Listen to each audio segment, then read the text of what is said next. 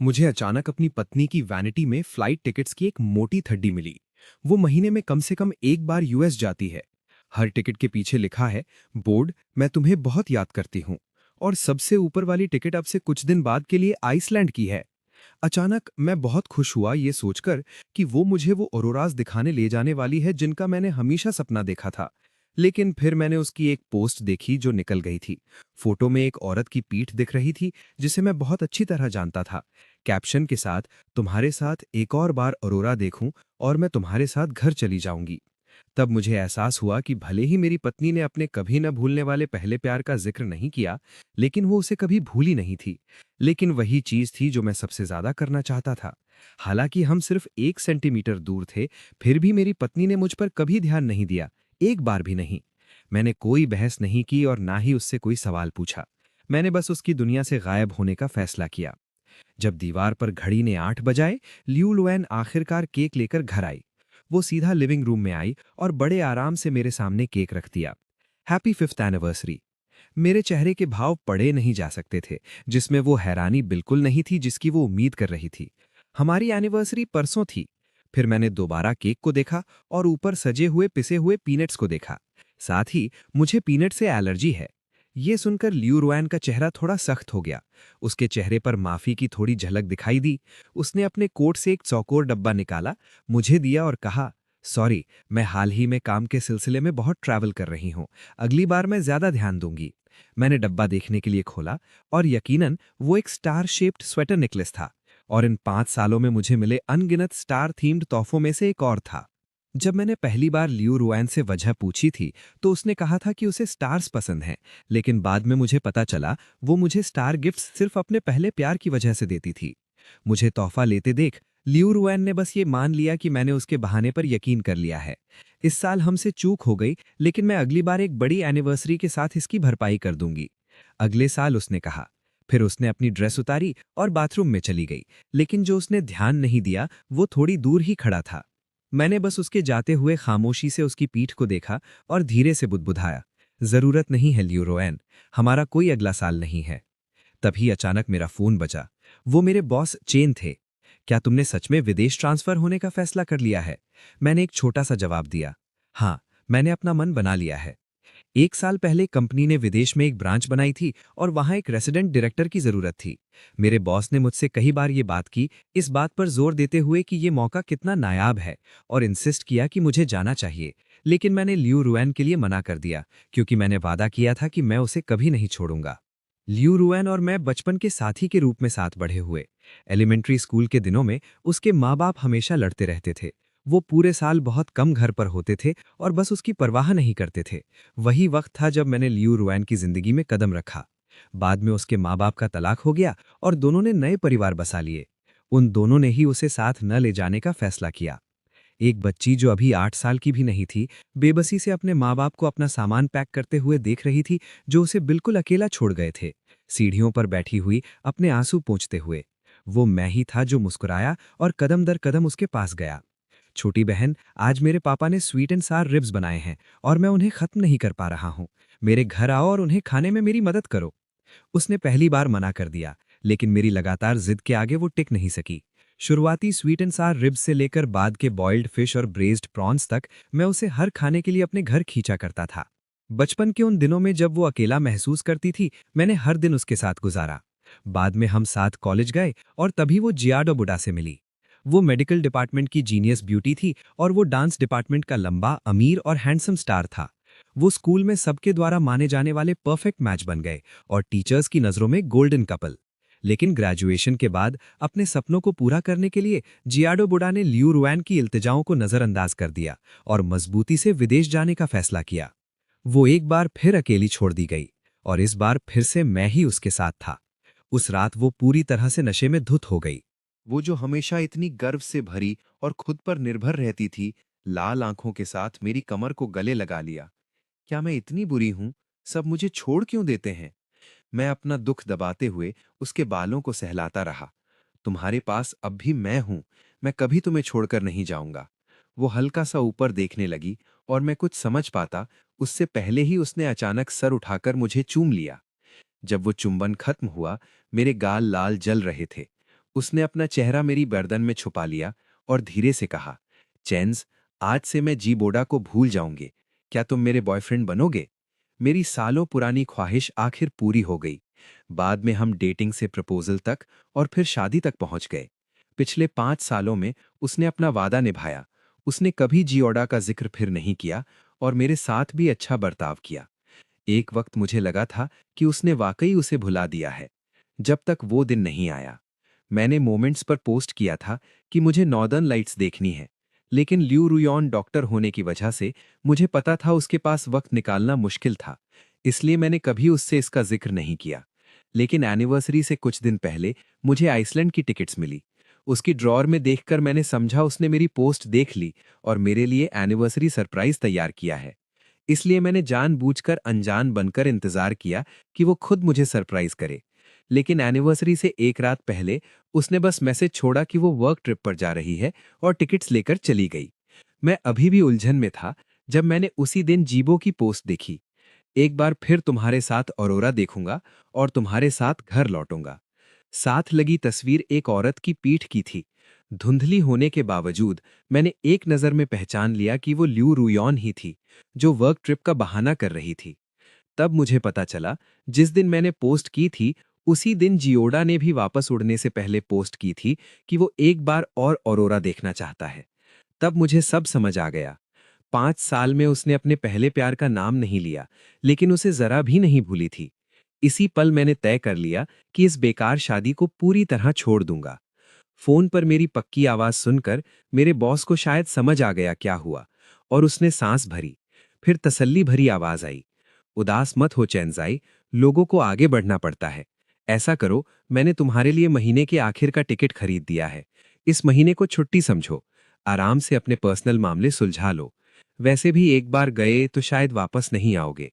मैं सिर हिलाकर बोला, शुक्रिया बॉस। अगले दिन मैं कंपनी गया अपना सारा काम हैंडओवर करने। फिर कॉलीग्स के साथ लंच किया।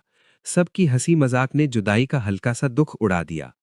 खाना खाकर मैंने मुस्कुराकर सबको अलविदा कहा, लेकिन जैसे ही घर का दरवाजा खोला मैं जम गया। ल्यू रुयॉन घर पर ही थी। मुझे देखकर उसने भौएं सिकोड़ी। तुम इतनी जल्दी वापस क्यों आ गए, और ये बॉक्स क्यों उठा रखा है? मैं एक पल को रुका, फिर संभल कर शांत से बोला, कंपनी ने मुझे कुछ वक्त की छुट्टी दी है, इसलिए कुछ चीजें वापस ले आया जो काम आएंगी। तुम आज काम पर क्यों नहीं गई? मेरा सवाल सुनकर ल्यू रुयॉन थोड़ी चौंक गई। कुछ देर बाद बस बोली, दिमाग साफ करना चाहती थी इसलिए एनुअल लीव ले ली। वो ऐसी वर्कहॉलिक है जो लगभग कभी छुट्टी नहीं लेती। ऐसे कैसे बस दिमाग साफ करने के लिए लीव ले सकती थी? जैसे ही वो और समझाने वाली थी, मैंने बस सिर हिलाया और बॉक्स लेकर उसके पास से गुजरता हुआ कमरे में चला गया। मुझे सबसे ज्यादा पता था वो छुट्टी जी बोडा के साथ ऑरोरा देखने के लिए ली थी। पहले वाला मैं शायद जवाब मांगता या दुखी होता, लेकिन अब जब मैं छोड़ने का फैसला कर चुका था, मेरे पास सच जानने की भी ताकत नहीं थी। मुझे इतनी आसानी से यकीन करते देख एक पल के लिए ल्यू रुयॉन के दिल में अजीब सी भावना उभरी। उसे समझ नहीं आया उसे ज्यादा सुकून हुआ या मायूसी। जब मैंने सामान रखकर बाहर आया, ल्यू रुयॉन को याद आया एनिवर्सरी उससे मिस हो गई थी, और क्योंकि हम दोनों कुछ दिन घर पर रहने वाले थे, उसने कहा वो मुझसे इसका बदला चुकाना चाहती है। मैं पहले तुम्हारे साथ वक्त नहीं बिता पाई, लेकिन अब जब हम दोनों फ्री हैं, जो चाहो बताओ करूंगी। उसकी गंभीर शक्ल देखकर मैं एक पल के लिए खोया सा रह गया। फिर मैंने सोचकर कहा, तो मेरे लिए 3 काम करो। उसके होठों के कोने हल्का सा उठे। ठीक है, पहला काम क्या है जो तुम करना चाहते हो? मैं भी मुस्कुराया, हालांकि वो मुस्कान आंखों तक नहीं पहुंची। मेरे लिए खाना बनाओ। मेरी ये मांग सुनकर ल्यू रुयॉन थोड़ी सन्नी रह गई, क्योंकि ये बहुत सिंपल सी बात थी। लेकिन उसने ज्यादा कुछ नहीं पूछा और बोली, ठीक है, बाद में साथ ग्रोसरी शॉपिंग चलते हैं। मैं सिर हिलाकर उसे तैयार होते देख सोच में खो गया। ल्यू रुयॉन खाना बनाना जानती है, ये मुझे बहुत पहले से पता था। बस इतने सालों में उसने कभी मेरे लिए नहीं बनाया। जब हम सिर्फ दोस्त थे, तब भी कभी मेरे लिए खाना बनाने को नहीं कहा। बाद में जब वो जियोडा को डेट कर रही थी, तो उसने सारी नर्मदिली उसी को दे दी। जब उसे पता चला जियोडा का पेट कमजोर है, तो वो उसके लिए रोज खाना बनाकर पहुंचती थी, ताकि उसकी फीलिंग्स का ख्याल रखे। उसने तो मुझसे कांटेक्ट कम करने का भी खुद से कहा था, इसलिए मुझे कभी उसके हाथ का खाना खाने का मौका ही नहीं मिला। बाद में हम डेटिंग से शादी तक आ गए, लेकिन तब तक वो हॉस्पिटल में काम शुरू कर चुकी थी। और जब वो बिजी हो जाती, वो खुद खाना खाना तक भूल जाती। मेरे लिए बनाना तो दूर की बात थी। तो इतने सालों बाद ये असल में पहली बार था। दोपहर में हम ग्रोसरीज के लिए सुपरमार्केट गए, लेकिन जैसे ही हम घर पहुंचे और सामान नीचे रखा, लियू रुआन का फोन बजा। उसने उसे उठाया, मेरी तरफ हल्का सा देखा और आंसर किया, रुआन, मेरे दोस्त मेरे लिए एक वेलकम पार्टी दे रहे हैं, क्या तुम भी आओगी? उसने सब कॉन्शियसली हाँ कह दी, और यहां तक कि उसकी आवाज भी कुदरती तौर पर थोड़ी नर्म हो गई, साइड से उसकी हेल्प करते हुए। मेरे हाथ बिना ऊपर देखे अचानक रुक गए। मैंने बस कैजुअली पूछा, कौन है? फोन पर मौजूद शख्स ने शायद मुझे सुन लिया और अपनी आवाज ऊंची की, क्या चेंजी भी वहां है? रुआन, चेंजी को भी साथ लाओ, हमने तुम लोगों को इतने वक्त से नहीं देखा। लियू रुआन मना करना चाहती थी, लेकिन ये देखकर कि मैंने पहले ही उसकी तरफ ऊपर देख लिया है, उसने अपने गले तक आई इनकार की बात निगल ली और मान गई। वेलकम पार्टी आज ही थी, इसीलिए उसने अब कुकिंग का जिक्र नहीं किया। वो मुझे सीधा उस एड्रेस पर ले गई जो जियोदा ने भेजा था। जब हम प्राइवेट रूम पहुंचे, बाकी सब पहले से वहां मौजूद थे। अंदर काफी शोर था, क्योंकि लोग बातें कर रहे थे और मजाक कर रहे थे। कुछ लोग तो जियोदा और लियू रुआन के पुराने दिनों के पैशनेट रोमांस का जिक्र भी कर रहे थे। लेकिन जैसे ही उन्होंने हमें अंदर आते देखा, आवाजें धीरे धीरे कम हो गईं। मैंने लियू रुआन के पास एक सीट ढूंढ ली। जैसे ही हम बैठे, मैंने नोटिस किया कि वो सबकॉन्शियसली मुझसे थोड़ा दूर खिसक गईं। फिर उसकी नजरें जियोदा की तरफ गईं, जो भीड़ से घिरा हुआ था। ये देखकर कि हम आ गए हैं, जियोदा ने जल्दी से उसकी तरफ अपना ग्लास उठाया। फिर उसकी नजर उसके बराबर में मुझ पर गई। रुआन चेंजी, मैंने सुना है तुम लोगों की शादी को 5 साल हो गए हैं, मुबारक हो। 5 साल के जिक्र पर लियू रुआन के एक्सप्रेशन थोड़े बदल गए। आखिरकार उसकी और जियोदा का ब्रेकअप ठीक 5 साल पहले हुआ था। उसने सच में खुद पर कंट्रोल करने की कोशिश की, ताकि मेरे सामने हद से आगे ना बढ़ें। लेकिन जिस पल उसने जियोदा को देखा, वो उसकी परवाह किए बिना नहीं रह सकी। जियोदा को एक के बाद एक शॉट पीते हुए देखकर लियू रुआन उसे समझाने लगी, तुम्हारा स्टमक खराब है, थोड़ा कम पियो। जब प्राइवेट रूम में एसी का टेम्परेचर थोड़ा ज्यादा कम हो गया, तो वो जल्दी से उसके लिए एक जैकेट ले आईं। अगर जियोदा किसी डिजर्ट की तरफ देखता भी, तो वो खुद आगे बढ़कर उसे उसके पास ले आती। लियू रुआन जो डिजर्ट लाई थी, उसे खाते हुए जियोदा मुस्कुराया। उसकी नजर उसे पार करते हुए मुझ पर पड़ी, और उसकी आंखों में दिखावे की हल्की सी झलक थी। रुआन, मेरा ऐसे ख्याल रख रही हो, क्या तुम्हें डर नहीं लगता कि तुम्हारा पति गुस्सा हो जाएगा? तभी उसे एहसास हुआ कि वो क्या भूल गई थी। थोड़ी घबराहट में पीछे मुड़ते हुए उसने मेरा शांत लेकिन ठंडा चेहरा देखा। वो वापस मेरे पास आई। सॉरी चेंजी, मैंने अपना सर हिलाया, उसकी एक्सप्लेनेशन को बीच में रोकते हुए। इट्स फाइन, पुराने क्लासमेट्स एक दूसरे से सालों बाद मिले हैं, उसका ख्याल रखना नॉर्मल है। लियू रुआन थोड़ी परेशान दिखी। उसने टेबल से डिजर्ट की एक प्लेट उठाई और मेरे सामने रख दी। मुझे याद है तुम्हें शोर वाली जगह पसंद नहीं है। अगर तुम्हें आदत नहीं है, तो मैं तुम्हें पहले घर छोड़ सकती हूँ। मैंने अपना सर हिलाया, लेकिन जब मेरी नजरें उस डिजर्ट की प्लेट पर पड़ी जो वो लेकर आई थी, मैं अचानक से हल्का सा हंसा। मेरे दिल में आयरनी का एहसास और गहरा हो गया। फिर से पीनट्स। मैंने सच में उसे कल ही बताया था कि मुझे पीनट से एलर्जी है। लेकिन लियू रुआन को लगा कि खतरा टल गया है, वो पहले ही जियोदा के पास वापस जा चुकी थी। तभी किसी ने कहा कि माहौल थोड़ा डल हो रहा है, और सजेस्ट किया कि हम स्पिन द बॉटल गेम खेलते हैं। लियू रुआन और मैं भी शामिल हो गए। पहला राउंड सीधा लियू रुआन पर आया। सब लोग तुरंत काफी एक्साइटेड हो गए, लेकिन उसके पेनल्टी चुनने के बाद सबका इंटरेस्ट खत्म हो गया। जियोदा ने देखने के लिए आगे झुका। पेनल्टी रूम में से किसी एक लड़के को चुनकर उसे किस करने की थी।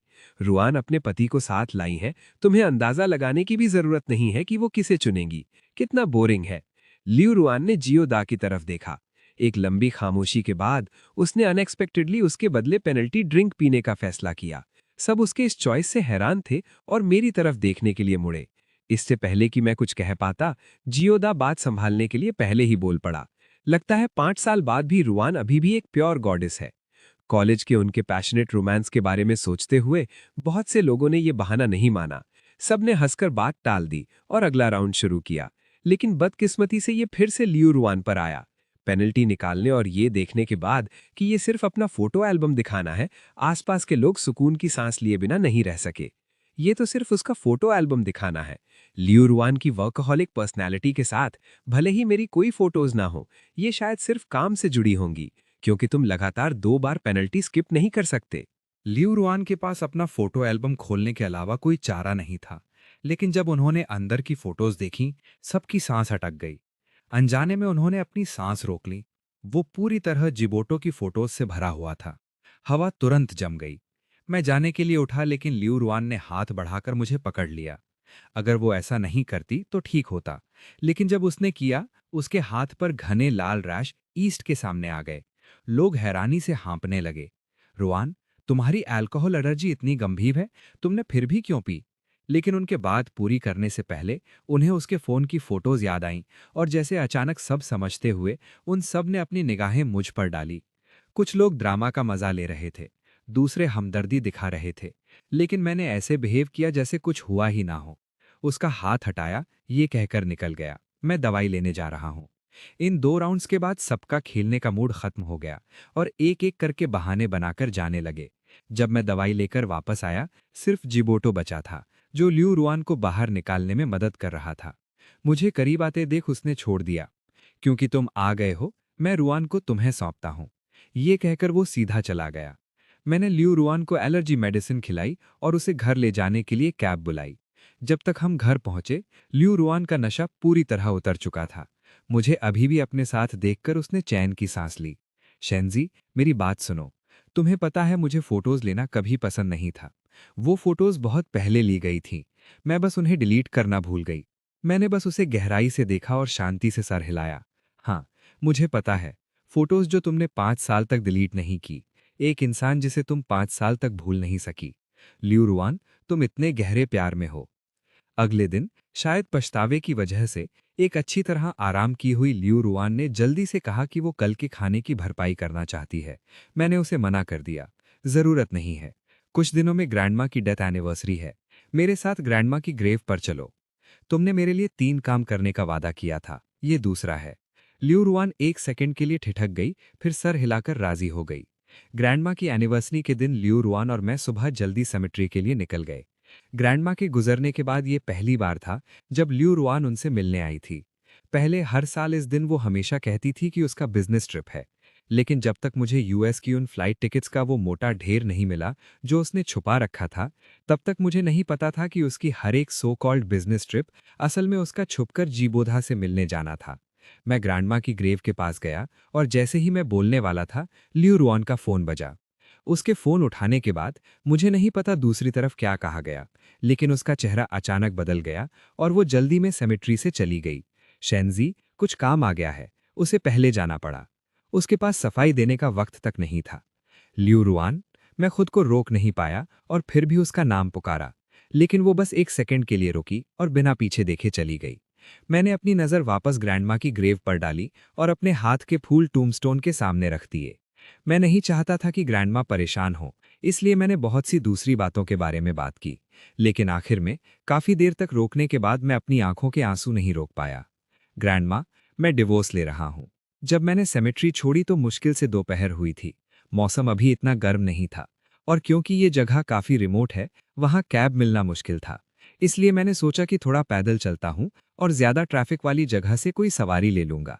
लेकिन मुझे क्या पता था, बढ़ते ट्रैफिक के साथ खतरा भी आएगा। एक तेज हॉर्न की आवाज आई। मैंने देखने के लिए सर घुमाया और देखा कि एक कार जिसके ब्रेक्स फेल हो गए थे, मेरी तरफ तेजी से आ रही है। कुछ सेकंड बाद मैं जोर से जमीन पर गिरा। चारों तरफ चीखें गूंजने लगी। लोगों की बातों के बीच कुछ आवाजें 120 को कॉल करने के लिए कह रही थीं। अगले ही पल मैं पूरी तरह बेहोश हो गया। जब मेरी आंख खुली, मुझे हॉस्पिटल ले जाया जा चुका था। मैंने हल्की सी आवाज सुनी, कोई पास ही बात कर रहा था। डॉक्टर लव, एक कार क्रैश पेशेंट को भी अभी यहाँ भेजा गया है। हालत बहुत गंभीर है, क्या आप आकर देख सकती हैं? वो जिससे बात कर रही थी कुछ सेकंड के लिए हिचकिचाई, लेकिन फिर भी मना कर दिया। अभी किसी और से कह दो इसे संभालने के लिए, मेरे पास एक ज्यादा इंपॉर्टेंट सर्जरी है। वो आवाज बहुत पहचानी हुई थी। तुरंत ही मैंने पहचान लिया कि वो मेरी पत्नी थी। सेमेट्री से जल्दी में जाती हुई उसकी पीठ के बारे में सोचते हुए, मैं अभी कैसे नहीं समझता, वो इंपॉर्टेंट सर्जरी जाहिर तौर पर जिबोआ के लिए थी। डॉक्टर ने देखा कि मैं होश में हूं और जल्दी से मुझसे अपने परिवार वालों से संपर्क करने को कहा, लेकिन मैंने अपना सर हिलाया, अपने दांत पीसे और सर्जरी कंसेंट फॉर्म ले लिया। मैंने अपना खुद का नाम साइन किया और एक सेल्फ डेप्रिकेटिंग स्माइल दी। जरूरत नहीं है, मेरी पत्नी किसी और की सर्जरी करने में बिजी है। 1 घंटे बाद लिऊ रुआन आखिरकार ऑपरेटिंग रूम से बाहर आई। खुशकिस्मती से जियोडा इस एक्सीडेंट में गंभीर रूप से जख्मी नहीं हुआ था और सर्जरी बहुत सिंपल थी। उसने आखिरकार सुकून की सांस ली, ये याद करते हुए जो नर्स ने पहले कहा था। उसने अपने स्क्रब्स नहीं उतारे, बल्कि अपने पास खड़ी नर्स से पूछा, वो दूसरा पेशेंट कहाँ है जिसे पहले भेजा गया था? कौन सा ऑपरेटिंग रूम? नर्स के बताए रास्ते पर चलते हुए लियू रुआन जल्दी से मेरे ऑपरेटिंग रूम की तरफ गई। उसने दरवाजा धक्का देकर खोला, लेकिन जब उसने टेबल पर खून से लथपथ इंसान को देखा तो वो वहीं जम गई। जब मेरी आंख खुली, लियू रुआन मेरे बेड के पास सर रखकर आराम कर रही थी। मैंने थोड़ा सा अपना हाथ हिलाया और वो हड़बड़ाकर जाग गई। मुझे जगा हुआ देखकर उसकी आंखें गिल्ट और डर से भरी थीं। हमेशा अलूफ रहने वाली उस औरत ने पहली बार मुझे कस के गले लगाया। चेंस, मुझे माफ कर दो। मुझे सच में नहीं पता था कि वो दूसरा पेशेंट तुम थे। मुझे माफ कर दो। अगली बार ऐसा नहीं होगा। उस वक्त मेरा चेहरा अभी भी थोड़ा पीला था, लेकिन लियू रुआन को देख रही आंखों में जरा सा भी इल्जाम नहीं था। मैं समझता हूँ रैन, सब ठीक है। मैंने मुस्कुराकर अपना सर हिलाया और उसे बड़े दिल से माफ कर दिया। एक पत्नी के तौर पर अपने पति को छोड़ने और एक डॉक्टर के तौर पर स्वार्थ की वजह से एक ज्यादा गंभीर रूप से जख्मी पेशेंट को छोड़ने के उसके व्यवहार को मैंने पूरी तरह समझा। लेकिन लियू रुआन के लिए इतनी आसानी से माफ किए जाने पर उसके दिल में थोड़ी बेचैनी हुई। ये फिर से ऐसा ही है। किसी वजह से वो बेचैनी का भारी एहसास लियू रुआन के दिल पर फिर से छा गया। उसने हॉस्पिटल बेड पर लेटे हुए आदमी को देखा, जो शांत और खामोश था। भले ही हम इतने करीब थे, उसे अचानक लगा जैसे मैं बहुत दूर हूं। उसने मेरा हाथ जोर से पकड़ा। उसकी आंखों में घबराहट थी। चेंस, तुम मुझे छोड़कर नहीं जाओगे ना? मैंने बिना चेहरे के भाव बदले सर हिलाया। हाँ, मैं नहीं जाऊंगा। मेरा भरोसा मिलने पर लियू रुआन ने आखिरकार सुकून महसूस किया। जब उसने ऊपर देखा और पाया कि मेरी आईवी ड्रिप लगभग खत्म हो गई है, तो वो ये कहकर वार्ड से बाहर चली गई कि वो नर्स को आईवी बदलने के लिए बुलाने जा रही है। लेकिन जब आईवी बॉटल पूरी तरह खत्म हो गई, तब भी वो वापस नहीं आई थी। मैंने अपनी आंखें नीचे की और एक मजाकिया मुस्कुराहट दी। मैंने पास ही पड़ा कॉल बटन उठाया और नर्स को बुला लिया। उसने कहा था कि वो मेरे लिए नर्स लेने जाएगी। वो साफ तौर पर सिर्फ कॉल बटन का इस्तेमाल कर सकती थी, लेकिन उसने खुद नर्स स्टेशन जाने की जिद की। आने जाने में कुछ मिनट से ज्यादा नहीं लगने चाहिए थे। फिर भी वो गई और कभी वापस नहीं आई। वो बस इतनी ही बेसब्र थी। जैसे ही उसने मेरी माफी सुनी, वो तुरंत अपने स्वीट हार्ट के पास भाग गई। जब लियू रुआन वापस आई तो दोपहर हो चुकी थी। उसके हाथ में एक लंच बॉक्स था और वो काफी शर्मिंदा लग रही थी। जब उसकी नजर पहले से बदली हुई आईवी पर पड़ी तो उसने सुकून की सांस ली। फिर उसने लंच बॉक्स नीचे रखा। पहले कुछ खा लो। अभी तुम सिर्फ लिक्विड फूड ही खा सकते हो, इसलिए मैंने कुछ कंजी बनाई है, इसे ट्राई करो। ये पहली बार था जब मैंने लियू रुआन के अपने हाथों से बनाई हुई कोई चीज खाई थी। ये बहुत फीका था और एक पेशेंट के लिए सही था। ऐसा लग रहा था जैसे उसने इसे बहुत दिल से बनाया है। मैंने एक शब्द भी नहीं कहा और उसकी देखभाल में धीरे धीरे कंजी खत्म की। फिर मैंने अपना फोन उठाया और देखा कि जी बोडा ने अपने मोमेंट्स अपडेट किए थे। साथ में जो फोटो थी वो एक कंजी के बोल की थी, बिल्कुल वैसी ही जैसी मैंने अभी पी थी। कैप्शन में लिखा था, कंजी जो मेरे लिए खास उसने बनाई है जिसे मैं पसंद करता हूँ। ये एक नमकीन कंजी है, लेकिन इसका स्वाद थोड़ा मीठा है, बहुत अच्छा है। मैंने शांति से अपना फोन लॉक किया, उसकी तरफ पीठ की और अपनी आंखें बंद कर ली। मैं आधे महीने तक हॉस्पिटल में रहा। इस दौरान वही मेरा ख्याल रख रही थी, सिवाय कभी कभी कुछ देर के लिए गायब हो जाने के। जो खाना वो लाती थी हमेशा एक जैसा ही दिखता था। जीबो की तरफ उसे सच में जिम्मेदार कहा जा सकता है। हर बार जब वो हम दोनों के बीच चक्कर लगाती थी तो वो हमेशा शर्मिंदा होकर मुझसे माफी मांगती थी, और हर बार मैंने बड़े दिल से उसे माफ करने का फैसला किया। लियू रुआन को हमेशा अपने दिल में एक अजीब सी चुभन महसूस होती थी, लेकिन वो समझ नहीं पाती थी कि ये कहाँ से आ रहा है। आखिरकार उसने उस अजीब एहसास को इग्नोर करने का फैसला किया। जिस दिन मैं डिस्चार्ज हुआ, लियू रुआन मुझे लेने आई। खुशकिस्मती से मेरे पास ज्यादा सामान नहीं था, इसलिए उसका एक हाथ मुझे सहारा देने के लिए खाली था। जब हम अंडरग्राउंड पार्किंग लॉट में पहुंचे, मैं पैसेंजर सीट पर बैठने गया, लेकिन सामान रखने के बाद लियू रुआन अंदर आने में देरी करने लगी। मैंने कार के बाहर देखने के लिए रुका, लेकिन मुझे सिर्फ उसकी पीठ दिखी। जब वो दोबारा दिखाई दी तो जीबो ठीक उसके बगल में था। मैंने उम्मीद नहीं की थी कि जियोटा बिल्कुल उसी दिन डिस्चार्ज होगा। मैं एक सेकंड के लिए खो गया और जियोटा पहले ही मेरे पास चलकर आ गया था। उसकी आवाज गहरी थी, उसमें उस इंसान की स्मगनेस टपक रही थी जिसे पता हो कि उसे फेवर किया जाता है। चैनजुआरी, तुम लोगों को फिर से बॉदर करने के लिए माफी, लेकिन मुझे कार सिक होती है। क्या तुम्हें बुरा लगेगा अगर मैं पैसेंजर सीट ले लूं? उसके इस अचानक प्रोवोकेशन ने हम दोनों को हैरान कर दिया, लेकिन उसकी बात सुनकर लियू रुआन ने अनजाने में मेरी तरफ देखा। उसका साफ बायस देखकर जियोबोडा और भी ज्यादा कॉकी हो गया। वो मुझे इंटेंटली देख रहा था, इस उम्मीद में कि मेरे चेहरे पर एंगर और ग्रीवेंस दिखेगा, लेकिन उसे डिसअपॉइंटेड ही होना था। मैं बिल्कुल काम रहा, एक लफ्ज भी नहीं बोला, बस कार से बाहर निकला और बैक सीट की तरफ चला गया। इस मूव ने ना सिर्फ जियोडा को कंफ्यूज कर दिया कि मेरे दिमाग में क्या चल रहा है, बल्कि लियू रुआन को भी कोई आइडिया नहीं था कि मैं क्या सोच रहा था। उसने शायद बस ये सोचा कि मैं जियोडा की वजह से उससे गुस्सा हूं। उसने पहले जियोडा को घर ड्रॉप किया। जब वो मेरी तरफ मुड़कर मुझे एक्सप्लेन करने वाली थी, मैं पहले ही अपनी आंखें बंद कर चुका था। ऐसा लग रहा था जैसे मैं फास्ट अस्लीप हूं। लियू रुआन की मुझे बॉदर करने की हिम्मत नहीं हुई, इसलिए वो सीधा घर चली गई। मैं पूरे राइड में बैक सीट पर बिना एक लफ्ज बोले बैठा रहा, उसे बात करने का जीरो चांस दिया। घर पहुंचने के बाद मैं बिल्कुल सही वक्त पर जाग गया। गिल्ट की वजह से वो मेरे आसपास होवर करती रही, हेल्पफुल होने की कोशिश करती रही, ये कहते हुए कि आज वो फ्री है और पूरा वक्त मुझे कंपनी दे सकती है। उसने सोचा था कि मैं खुश होऊंगा, लेकिन मैंने बस अपनी आईब्रो ऊपर की और दो मीनिंगफुल लफ्ज कहे, ऐसा है क्या? मेरे रिटोरिकल क्वेश्चन ने लियू रुआन को शस्टर कर दिया, जैसे मुझे कुछ पता हो। उसने पूछा कि मेरा इससे क्या मतलब है। मैंने बस अपना सर हिला दिया। कुछ नहीं, तुम आखिर एक डॉक्टर हो, अगर हॉस्पिटल को तुम्हारी जरूरत होगी तो तुम मेरे लिए बाकी सबको इग्नोर नहीं करोगी। ये एक बिल्कुल रीजनेबल एक्सक्यूज था। कम से कम उन 5 सालों के लिए, जब से हमारी मैरिज हुई है, उसने कभी मेरे लिए अपना हॉस्पिटल वर्क डिच नहीं किया। अगर इस बार उसने मुझ जैसे ज्यादा क्रिटिकली इंजर्ड पेशेंट को जियोबोडा के लिए अबैंडन ना किया होता, तो शायद मुझे कभी पता ही नहीं चलता कि वो अपनी सेल्फिश डिजायर्स के लिए सब कुछ ड्रॉप कर सकती है। लेकिन लियू रुआन ने इतना डीप नहीं सोचा। उसने सोचा कि मैं जेन्युइन हूं और रिलीफ की सांस ली। वो काफी देर तक मेरे साथ रही, मेरा बहुत केयर करते हुए। अगर मैं सिर्फ उसका पेशेंट होता, तो मुझे भी ऐसी रिस्पॉन्सिबल और पेशेंट डॉक्टर पसंद आती, और मुझे एगनाइज नहीं करना पड़ता कि उसके दिल में सच में कौन है। धीरे धीरे रात हो गई।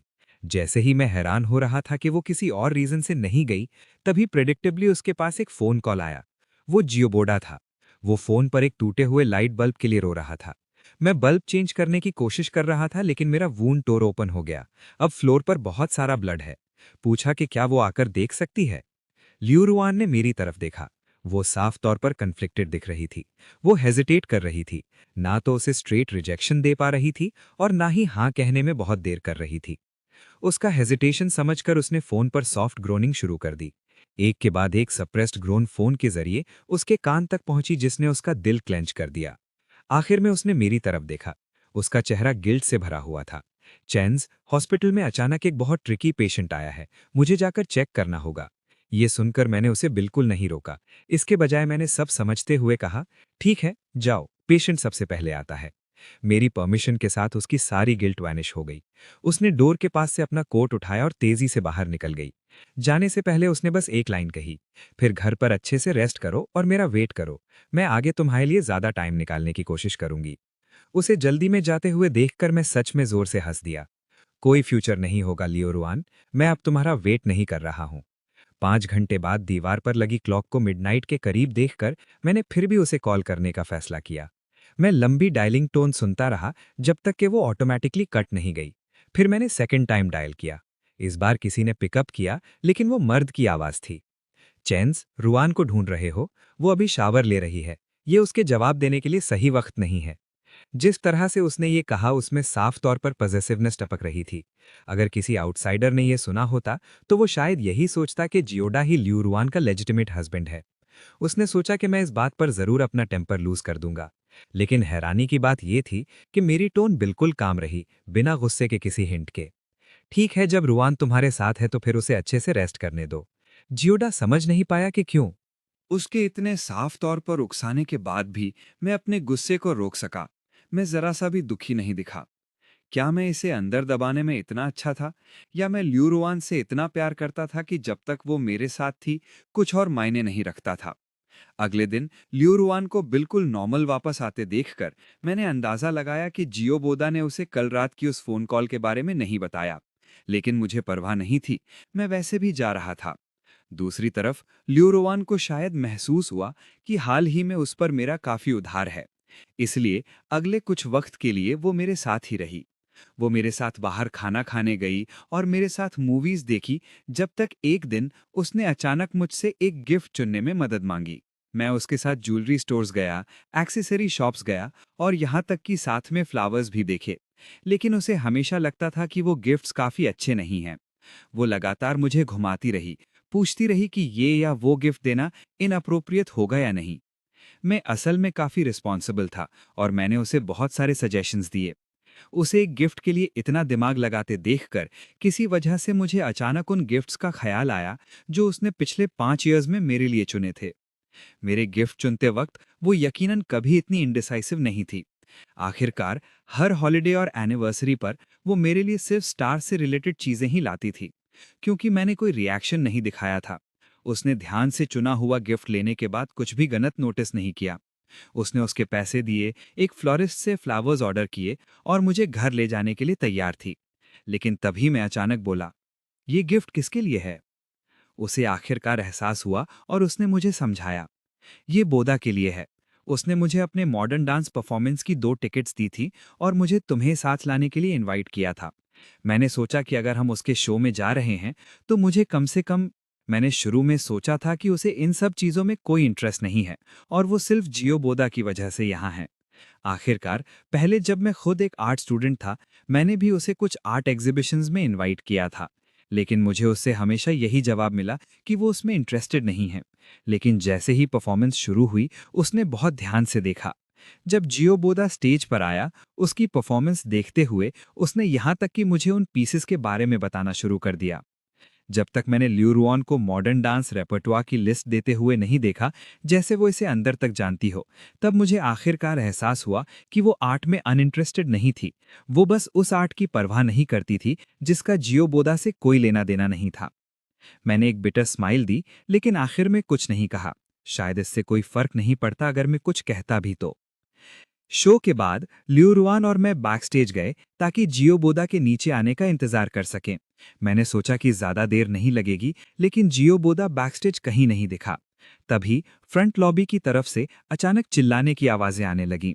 इधर-उधर पूछने के बाद हमें पता चला कि लॉबी में अचानक आग लग गई है। बहुत सारे लोग वहां फंस गए थे। मैंने सबकॉन्शियसली लियू रुआन की तरफ देखा। यकीनन उसका चेहरा डर से भरने लगा। उसके पास सोचने का वक्त भी नहीं था और सिर्फ एक ही ख्याल बचा था, जियो बोदा अभी भी अंदर है, मुझे उसे बचाना होगा। मैंने उसका हाथ पकड़ा, मेरी आंखों में डिसअप्रूवल था। पास में ही एक फायर स्टेशन है और लोगों ने पहले ही कॉप्स को बुला लिया है। फायर फाइटर्स जल्द ही यहाँ होंगे, तुम्हारे लिए अब अंदर जाना बहुत डेंजरस है। लेकिन उसने मेरी नसीहत बिल्कुल नहीं सुनी।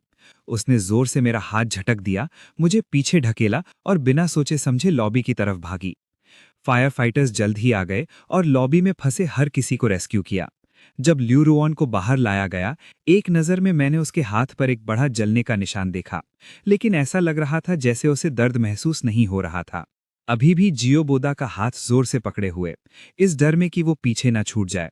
उसने उसे पूरी तरह प्रोटेक्ट किया था। जियो बोदा को असल में कोई चोट नहीं आई थी। ये सुनने के बाद कि वो बाद में किसी को बचाने के लिए आग में कूद गई थी, फायर फाइटर्स ने उसके मुंह पर उसे डांटा। उन्होंने उसे बताया कि चाहे वो कितनी भी एंग्शियस हो, उसे बिना प्रोटेक्टिव गियर के इस तरह अंदर नहीं जाना चाहिए था। अब जबकि दोनों आग से सही सलामत बाहर थे, उसके दिल को आखिर सुकून मिला। घबराए हुए जियो बोदा को गले लगाते हुए उसने उसे धीरे से तसल्ली दी।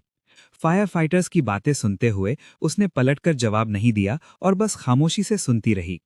जल्द ही मौके पर एम्बुलेंस आ गई। उसके हाथ पर चोट की वजह से लियू रुआन को हॉस्पिटल ले जाया गया। शुरू से आखिर तक उसने जियो बोदा का हाथ नहीं छोड़ा। दूसरी तरफ मैं बहुत पीछे छूट गया था। मैंने एक सेल्फ डेप्रिकेटिंग स्माइल दी। उनका प्यार कितना महान है, जियो बोदा के लिए कितनी तारीफ के काबिल है। उसने आग में कूदकर अपनी जान खतरे में डाली, गी बोधा के लिए। यहाँ तक कि एक डॉक्टर के लिए सबसे जरूरी चीज उसके हाथ जख्मी हो गए, उसने बिल्कुल परवाह नहीं की। मैं आखिर में खुद कैब लेकर हॉस्पिटल गया। बार बार पूछने के बाद मुझे आखिरकार पता चल गया कि वो कहाँ थी। इन पेशेंट डिपार्टमेंट में जाने से पहले मैंने धुंधला सा नर्सेस को बातें करते सुना। वो आदमी डॉक्टर ली का पति है, लेकिन वो लड़का कौन है जिसे वो पकड़े हुए थी और छोड़ नहीं रही थी? एक उसका प्यार करने वाला पति है, दूसरा उसका न भूलने वाला पहला प्यार। मैंने उन आवाजों को पीछे छोड़ दिया, लेकिन इस बार सोचे बिना नहीं रह सका। तुम समझाने के लिए किस तरह का बहाना इस्तेमाल करोगी? जब मैं लियू रुएन के वार्ड में गया, उसे आखिरकार याद आया कि वो क्या भूल गई थी। मैंने उसे घबराहट में उठते हुए देखा। उसने मेरे चेहरे की तरफ देखा, लेकिन हमेशा की तरह मेरे चेहरे पर कोई भाव नहीं था, और मैंने दिखाया, कोई बात नहीं। लियू रुएन जानती थी कि वो इस बार सच में कुछ ज्यादा ही आगे निकल गई है, इसलिए वो सिर्फ गियोधा को पहले जाने के लिए मना सकी। उसे वार्ड से बाहर जाते हुए देखकर उसने आखिरकार मुझसे माफी मांगी। उसका चेहरा सफेद पड़ गया। चैनजाए, मैं उस वक्त बहुत ज्यादा घबरा गई थी। मुझे माफ कर दो। मेरा तुम्हें पीछे छोड़ने का कोई इरादा नहीं था। मैं हॉस्पिटल के बेड के पास बैठ गया और उसके गॉज से बंधे हुए हाथ को देखा। पहली बार मैंने तुरंत ये नहीं कहा कि मैंने उसे माफ कर दिया। तुमने मुझसे वादा किया था कि तुम भूल जाओगी, गी बोधा, क्या वो अब भी मायने रखता है? उसकी सांस अटक गई इससे पहले कि उसने मेरी तरफ सिर हिलाया, मुझे एक पक्का जवाब देते हुए। It counts. चैनजाए, सच में मेरे दिल में उसके लिए कोई और जज्बात नहीं है। कौन जानता है कि मैंने उस पर यकीन किया या नहीं, लेकिन मैंने ये बात फिर कभी नहीं उठाई। लियू रुवेन के हाथ की चोट गंभीर नहीं थी। हॉस्पिटल में कुछ दिन ठीक होने के बाद उसे डिस्चार्ज कर दिया गया। जिस दिन उसे डिस्चार्ज किया गया, मैंने अपने फोन पर कैलेंडर चेक किया। मेरे जाने में सिर्फ 3 दिन बाकी थे। जाने से 3 दिन पहले मैंने अपने सारे सोशल मीडिया अकाउंट्स बंद कर दिए, मेरे फोन नंबर के साथ। जब लियू रुएन को एहसास हुआ कि वो अचानक मुझसे बात नहीं कर पा रही है, तब वो घबराकर पूछने आई कि क्या हुआ और मैंने अचानक अपने सारे अकाउंट्स क्यों बंद कर दिए। मैंने आराम से जवाब दिया, मैंने उन्हें बंद नहीं किया है। अकाउंट्स में शायद कोई बग आ गया होगा, मैं बाद में चेक करूंगा। असल में बहाना बहुत कमजोर था, लेकिन लियू रुएन ने इस बारे में ज्यादा नहीं सोचा। मेरा जवाब सुनने के बाद उसे तसल्ली हुई और वो जाने के लिए मुड़ी। जाने से 2 दिन पहले मैंने अपना सारा सामान पैक कर लिया। जो फेंकना था उसे फेंक दिया और जिसे निपटाना था उसे निपटा दिया। फिर मैंने एक लॉयर से अपने लिए डिवोर्स अग्रीमेंट बनवाया। जाने से पहले अपने आखिरी दिन मैंने वो सारे गिफ्ट्स इकट्ठे किए जो लियू रुएन ने मुझे कभी दिए थे। उन फ्लाइट टिकट्स के साथ जो पिछले 5 सालों में वो चोरी चुपके यूएस जाकर घी बोधा से मिलने के लिए ली थीं। मैंने ये सारी चीजें एक बॉक्स में पैक की और आखिर में उसके लहजे में लिखकर ऊपर एक लव लेटर रखकर पूरी चीज गियोदा को मेल कर दी। इन इतने सालों के बाद भी वो गियोदा को कभी नहीं भूली थी। पैकेज मेल करने के बाद जब मैं घर वापस आया, लियू रुएन भी अभी वापस आई थी। उसने खाली घर को देखा और उसके माथे पर बल पड़ गए। वो पूछने से नहीं रुक सकी, क्या तुमने बहुत सारा सामान फेंक दिया? घर इतना खाली क्यों लग रहा है? शायद इसलिए क्योंकि मैं आज जा रहा था, इसलिए मैंने इसे अब और नहीं छुपाया। हाँ, मैंने वो सब फेंक दिया जो हमने हमारी शादी के वक्त खरीदा था। लियू रुएन ने सोचा कि मैं सिर्फ साफ सफाई कर रहा हूं, इसलिए उसने इसे दिल पर नहीं लिया। फिर मैं थोड़ी देर में तुम्हारे साथ नए खरीदने चलूंगी। मैंने कोई जवाब नहीं दिया, लेकिन अपनी आखिरी रिक्वेस्ट रखी।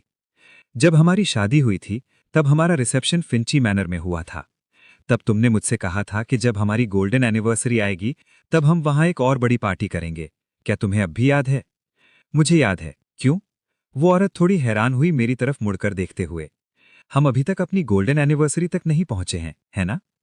जो 3 चीजें तुम पर उधार थीं, उनमें से अब भी एक आखिरी चीज बाकी है। आज मेरे साथ फिंची मैनर चलो। मैं वापस जाकर एक नजर देखना चाहता हूं। मेरी अचानक की गई इस रिक्वेस्ट पर लियू रुएन को थोड़ा अजीब लगा, लेकिन आखिरकार वो मान गई। जब हम मंजिल पर पहुंचे, लियू रुएन मेरे पीछे पीछे चलने लगी। मेरी खुश दिखने वाली पीठ को देखते हुए वो एक पल के लिए ख्यालों में खो गई। ऐसा लगा जैसे उसने मुझे बहुत लंबे समय से ऐसा नहीं देखा था। पिछले 1 महीने को याद करते हुए लियू रुएन की यादों में मेरा सबसे गहरा असर वो था जब मैं उसे आराम से कह रहा था कि सब ठीक है। जब वो ख्यालों में खोई हुई थी, उसका फोन अचानक बजा, जिससे उसका ध्यान तुरंत वापस आया। उसने नीचे देखा और स्क्रीन पर बोधा को देखा।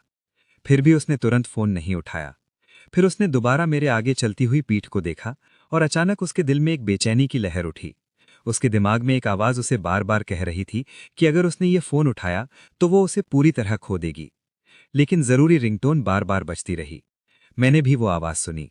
मैं पीछे मुड़ा उसे देखने के लिए और अपना वही हमेशा वाला एक्सप्रेशन बनाया।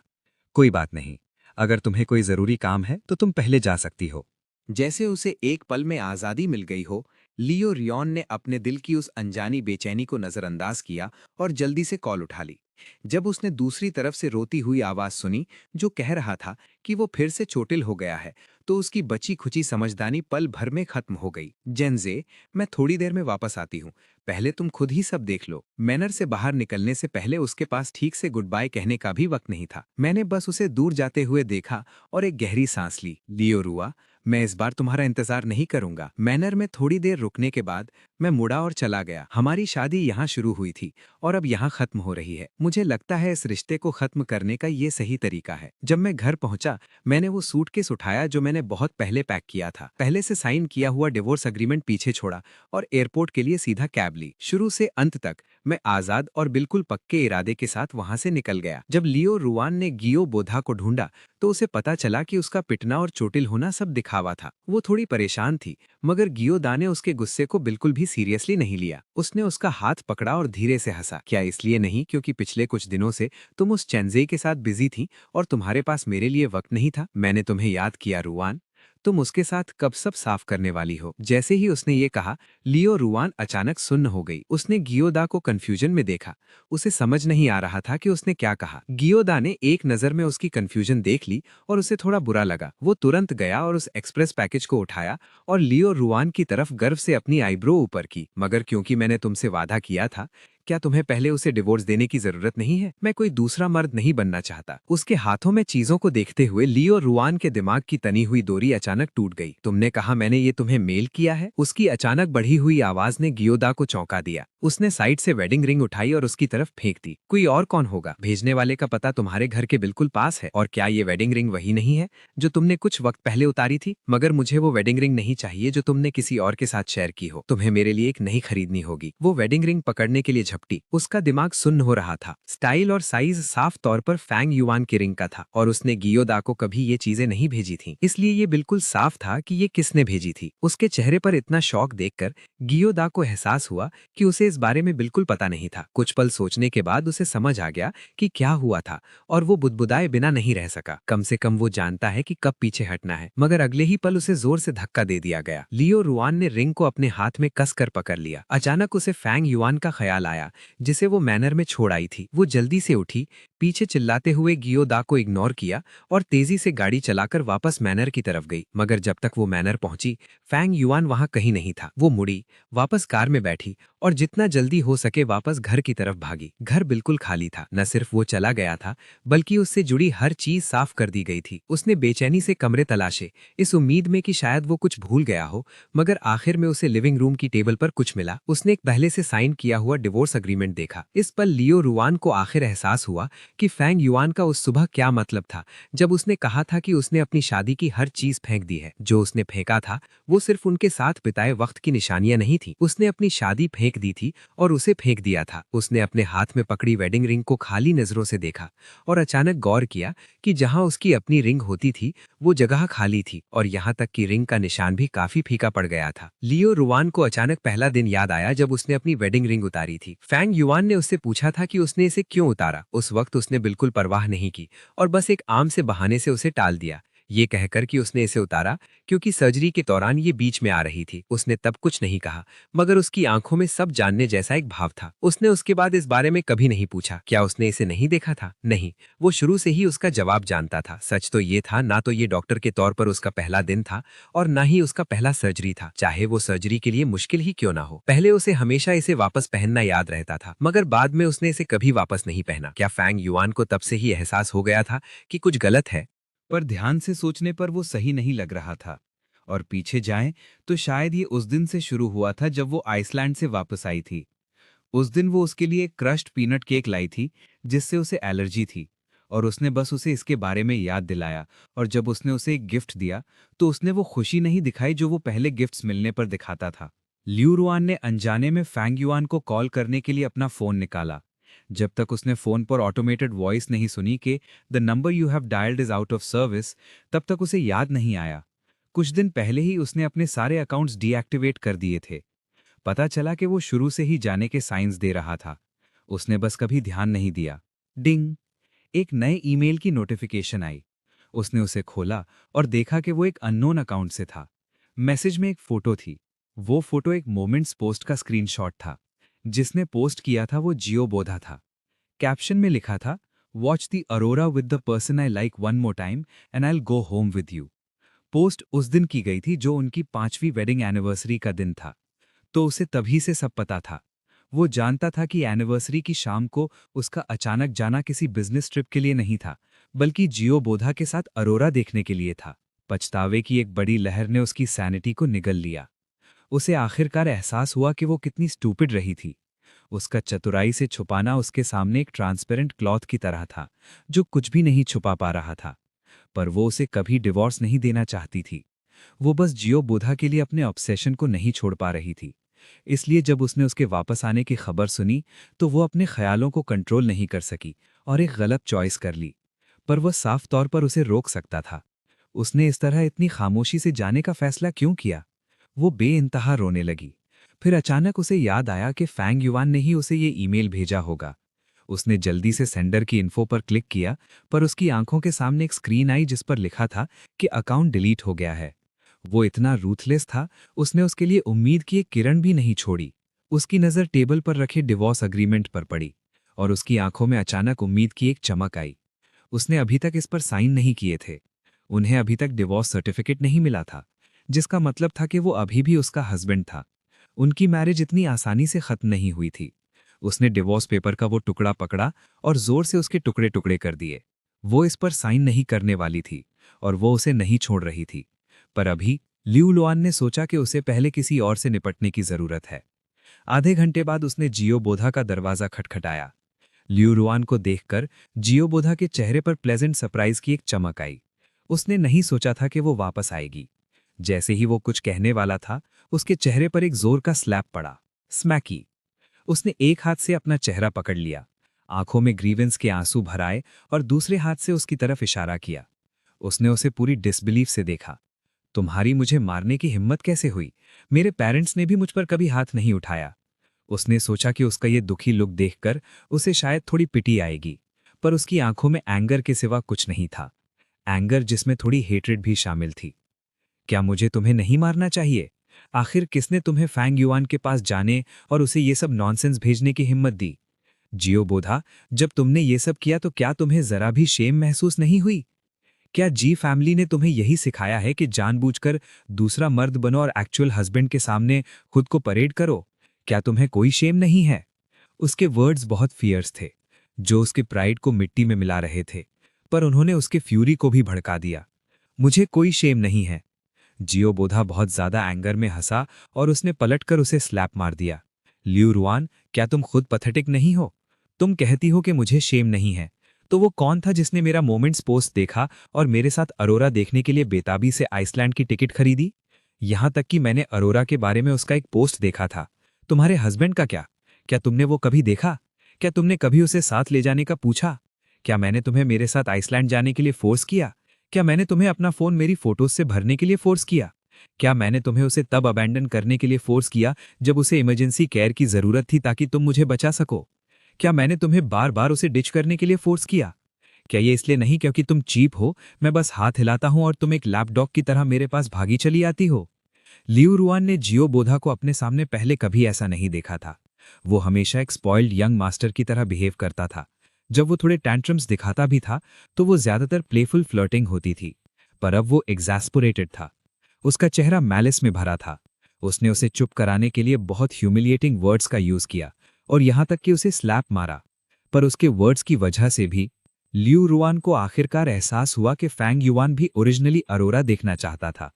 तो जब उसने उसकी और जियो बोधा की साथ में आइसलैंड जाकर अरोरा देखने की मोमेंट्स पोस्ट देखी होगी, तो उसे कैसा लगा होगा? उसके दिल में रिग्रेट की एक लहर उठी। इस सब की वजह बनने वाले इंस्टिगेटर को देखकर अब वो अपना टेम्पर कंट्रोल नहीं कर सकी और उससे फिजिकल फाइट करने लगी। लिऊ रुआन आखिरकार एक विमेन थी, स्पॉइल्ड और पैम्पर्ड। स्ट्रेंथ के मामले में वो जियो बोधा का मुकाबला नहीं कर सकती थी। स्कसल के दौरान उसे ज्यादा हिट्स आईं, पर उसके बाल खींचने और किकिंग से वो भी आसानी से नहीं बचा। वो भी पूरी तरह मेस दिख रहा था। इन दी एंड उनकी फाइट ने नेबर्स का ध्यान खींचा, जिन्होंने पुलिस को बुला लिया। फार्स तभी रुका जब कॉप्स ने उन्हें अलग किया। लेकिन इस ब्रॉल ने उन दोनों के बीच पूरी तरह से फॉलआउट पैदा कर दिया। लिऊ रुएन फैंग फैंग युआन का ठिकाना ढूंढना चाहती थी, लेकिन उसे इस पल एहसास हुआ कि वो उसके सोशल सर्कल के बारे में बिल्कुल कुछ नहीं जानती थी। अकेली चीज जो वो जानती थी वो उसकी कंपनी का एड्रेस था, लेकिन जब वो ढूंढने गई तो उसे पता चला कि वो पहले ही अब्रॉड ट्रांसफर हो चुका है। इसके अलावा वो कुछ नहीं जानती थी। वो फैंग युआन के बॉस के पास गई, लेकिन भले ही वो जानता था कि फैंग युआन कहाँ है, उसने उसके ठिकाने के बारे में एक शब्द भी बोलने से मना कर दिया। उसने हर मुमकिन जगह तलाश की, लेकिन फिर कभी उसका एक निशान भी नहीं पा सकी। 2 साल बाद सिटी ए के एयरपोर्ट पर फैंग युआन अपना सूटकेस पुश करते हुए एयरपोर्ट से बाहर निकला। उसने अपने चेहरे पर सनग्लासेस ऊपर किए और आसपास देखा, लेकिन उस इंसान को नहीं देखा जिसका वो इंतजार कर रहा था। उसने तेवर बदले और धीरे से बुदबुदाया, जैक ने जो पिकअप अरेंज किया है वो बिल्कुल भी रिलायबल नहीं है। मैं पहले ही बाहर आ गया हूं और वो बंदा कहीं नजर नहीं आ रहा। ये सिर्फ एक हल्की सी शिकायत थी, लेकिन उसके पास से गुजरती एक औरत अचानक रुक गई। Fang Yuan! औरत की खुशी और हैरानी से भरी आवाज उसके बगल में गूंजी और सूटकेस खींचने वाली कलाई अचानक पकड़ ली गई। फैंग युआन के तेवर और गहरे हो गए। वो उस औरत को देखने के लिए मुड़ा जिसने उसे पकड़ा हुआ था, अपने सनग्लासेस नीचे किए और उसकी आंखों में बेसब्री बिल्कुल साफ थी। Liu ruin? पिछले 2 सालों से भले ही फैंग युएन अब्रॉड था, आखिरकार वो एक फैशन डिजाइनर था, इसलिए वो पूरी तरह से इंटरनेट से बच नहीं सका। वो फिर भी कुछ हद तक डोमेस्टिक न्यूज से जुड़ा रहा। इसलिए वो जानता था कि उसके जाने के थोड़ी देर बाद ही उसने जानबूझकर जीबुआ को दूसरा मर्द बनने और किसी और का परिवार तोड़ने के लिए एक्सपोज कर दिया था। और ब्लूबर्ड ओपेरा हाउस का फॉर्मर प्रिंसिपल बैले डांसर होने के नाते जीबुआ ने इस इंसिडेंट के बाद कुदरती तौर पर बहुत बड़ा बैकलैश झेला। जीबुआ आखिरकार पब्लिक प्रेशर की वजह से नटोरियस हो गया। ब्लूबर्ड ओपेरा हाउस ने उसे फायर करने का एक स्टेटमेंट जारी किया। वो सपना जिसका उसने इतने वक्त से पीछा किया था, उसकी गलत चॉइसेस की वजह से आखिर में पूरी तरह शैटर हो गया। असल में चीटिंग पार्टी होने की वजह से नेटिजन्स ने लियू रुइन की भी निंदा की थी, लेकिन क्योंकि वो हॉस्पिटल में एक टॉप सर्जन थी, हॉस्पिटल के लिए उसे निकालना इतना आसान नहीं था। इसके अलावा भले ही फादर लियू ने इन सालों में उसकी ज्यादा परवाह नहीं की थी, जब पब्लिक ओपिनियन ने लियू रुइन पर हमला किया, तब लियू ग्रुप ने फिर भी बैकलैश को दबाने के लिए कदम उठाया, उसे सजा मिलने से बचा लिया। इसलिए एक बिजनेस ट्रिप से लौटने के बाद वो अचानक फैंग युआन से टकरा गई, जो काम के लिए देश वापस लौटा था। लेकिन जिस पल उसने उसकी आंखों में बिना छुपी हुई डिस्गस्ट देखी, उसका दिल फिर से दुखने लगा। फैंग युआन, क्या तुम इस बार वापस आने के बाद फिर से जा रहे हो? फैंग युआन ने उसके सवाल का जवाब नहीं दिया। उसकी नजर उसके हाथ पर पड़ी जिसने उसे पकड़ा हुआ था, और उसकी आवाज बिल्कुल ठंडी थी। छोड़ो मुझे। उसने रिफ्लेक्सिवली अपनी पकड़ ढीली कर दी। लेकिन जो इंसान इतने वक्त से गायब था, वो आखिरकार फिर से सामने आया था, और वो उसे बस यूं ही जाने देना बर्दाश्त नहीं कर सकती थी। फिर भी जैसे ही उसने छोड़ा, उसने उसके साथ प्लेग जैसा बर्ताव किया और तेजी से कई कदम पीछे हट गया। मिस लियू, प्लीज थोड़ी सेल्फ रिस्पेक्ट रखिए। अब हमारा एक दूसरे से कोई लेना देना नहीं है। बेहतर होगा कि ज्यादा करीब मत आइए। उसे ये कहते हुए सुनकर लियू रुएन ने सबकॉन्शियसली जवाब दिया, मैंने डिवोर्स की भी हाँ नहीं की। फैंग युआन, प्लीज मुझे एक और मौका दो। मुझे सच में पता है कि मैं गलत थी। मैं वादा करती हूँ कि मैं फिर कभी ऐसी गलती नहीं करूंगी। फैंग युआन, मैंने उस वक्त उस डिवोर्स एग्रीमेंट पर साइन नहीं किए थे और हमें कभी डिवोर्स सर्टिफिकेट नहीं मिला। इस वक्त तुम अब भी मेरे हस्बैंड हो। उसने उसकी तरफ मोहब्बत से देखा, उस प्यार को फिर से जगाने की कोशिश करते हुए जो वो कभी उसके लिए रखता था। फैंग युआन ने उसे ये कहने की उम्मीद नहीं की, और उसने यकीनन ये उम्मीद नहीं की थी कि उसके और उसके अनफॉरगेटेबल फर्स्ट लव के लिए वॉलंटरीली पीछे हटने के बाद वो अब भी क्यों इस मैरिज से इतनी बुरी तरह चिपकी हुई है। उस वक्त उसे बताए बिना चुपके से देश छोड़ना उसकी गलती थी, लेकिन वो बस मुस्कुराया। ये ठीक है, अगर तुम अनकंटेस्टेड डिवोर्स नहीं चाहती तो मैं इसके लिए लॉ सूट भी फाइल कर सकता हूँ। उसने अपना सूटकेस पुश किया, उसके पास से गुजरा और आगे बढ़ता गया। वैसे भी हम पहले ही 2 साल से अलग हैं। अगर मैं सू करने का फैसला करता हूं तब भी कोर्ट आखिर में डिवोर्स दे देगा। ये कहने के बाद उसने लियू रुएन का चेहरा तक नहीं देखा और बस सीधा चला गया। लियू रुएन ने सोचा था कि डिवोर्स एग्रीमेंट पर साइन न करके वो फैंग युआन को अपने पास रख सकती है, लेकिन वो भूल गई कि इस दुनिया में सिर्फ अनकंटेस्टेड डिवोर्स ही अकेला रास्ता नहीं है। हालांकि इस वजह से वो आखिरकार समझ गई कि फैंग युआन का जाने का फैसला कितना पक्का था। भले ही 2 साल बीत चुके थे, उसने अभी तक उसे माफ नहीं किया था। वो अपने दिल के दर्द को नहीं रोक पा रही थी और उस दिशा में खाली नजरों से देख रही थी जहां वो गया था। उसने अचानक एक लड़की को फैंग युआन की तरफ भागते हुए देखा। वो जोर जोर से हाँप रही थी। उसने कुदरती तौर पर उसके हाथ से सूटकेस ले लिया। उसने उससे कुछ बातें भी की। उनका बर्ताव काफी रिलैक्स्ड और नेचुरल लग रहा था। ऐसा लग रहा था जैसे वो एक दूसरे को काफी लंबे समय से जानते हों। इतनी जल्दी उसके साथ पहले से ही कोई और था। उस पल उसके दिल में जलन की लहर उठी। उसने चाहा कि काश वो उसके बगल में खड़ी औरत को हमेशा के लिए गायब कर सकती, लेकिन अभी चुपके से पीछे से उसे देखने के अलावा वो कुछ भी नहीं कर सकती थी। उसमें उसके सामने दोबारा आने की हिम्मत तक नहीं थी। वो उससे नफरत करता था। डॉक्टर लिू, आप अभी तक यहाँ क्यों हैं? डायरेक्टर बुला रहे हैं, हमें जल्दी वापस आने के लिए कह रहे हैं। दूसरे डॉक्टर्स जो पीछे रह गए थे वो वहां पहुंच गए।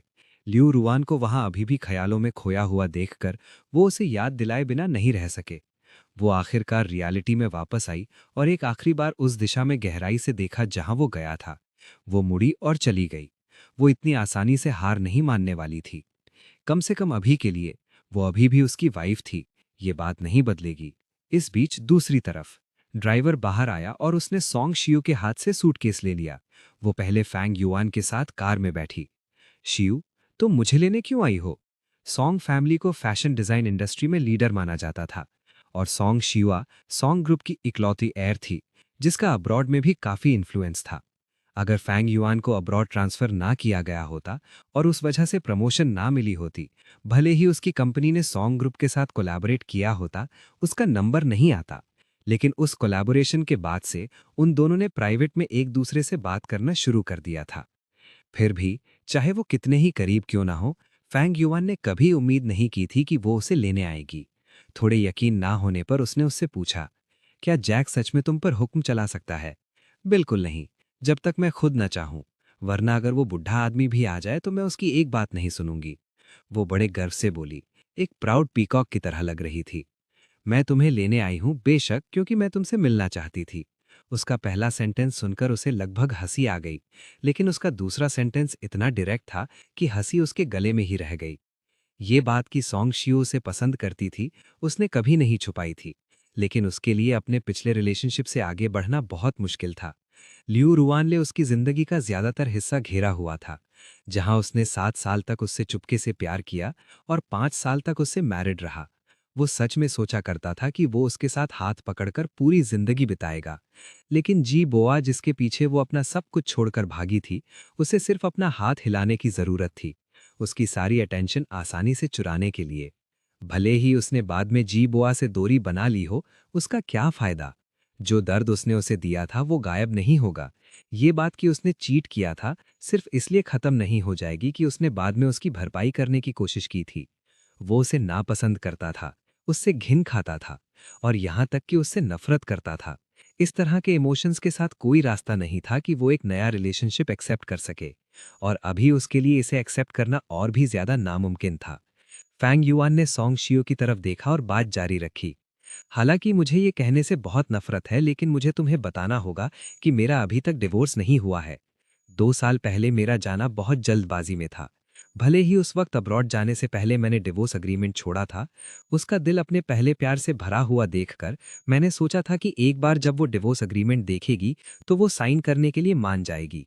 लेकिन मुझे नहीं पता किस वजह से वो बाद में अलग हो गए और साथ नहीं रह सके, और उसने कभी उस डिवोर्स अग्रीमेंट पर साइन नहीं किया। तो लीगली देखा जाए तो हम अभी भी मैरिड हैं। उसके इस अचानक खुलासे ने शियू को पूरी तरह से हैरान कर दिया। उसने कभी उम्मीद नहीं की थी कि जिस लड़के का वो 2 साल से पीछा कर रहा था, वो असल में अभी भी एक मैरिड मैन था।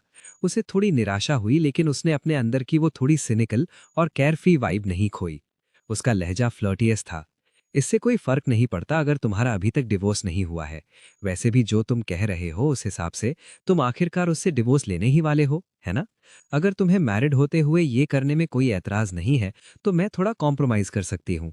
लेकिन अगर तुम्हें ऐतराज है तो मैं तुम्हारे डिवोर्स होने का इंतजार भी कर सकती हूँ।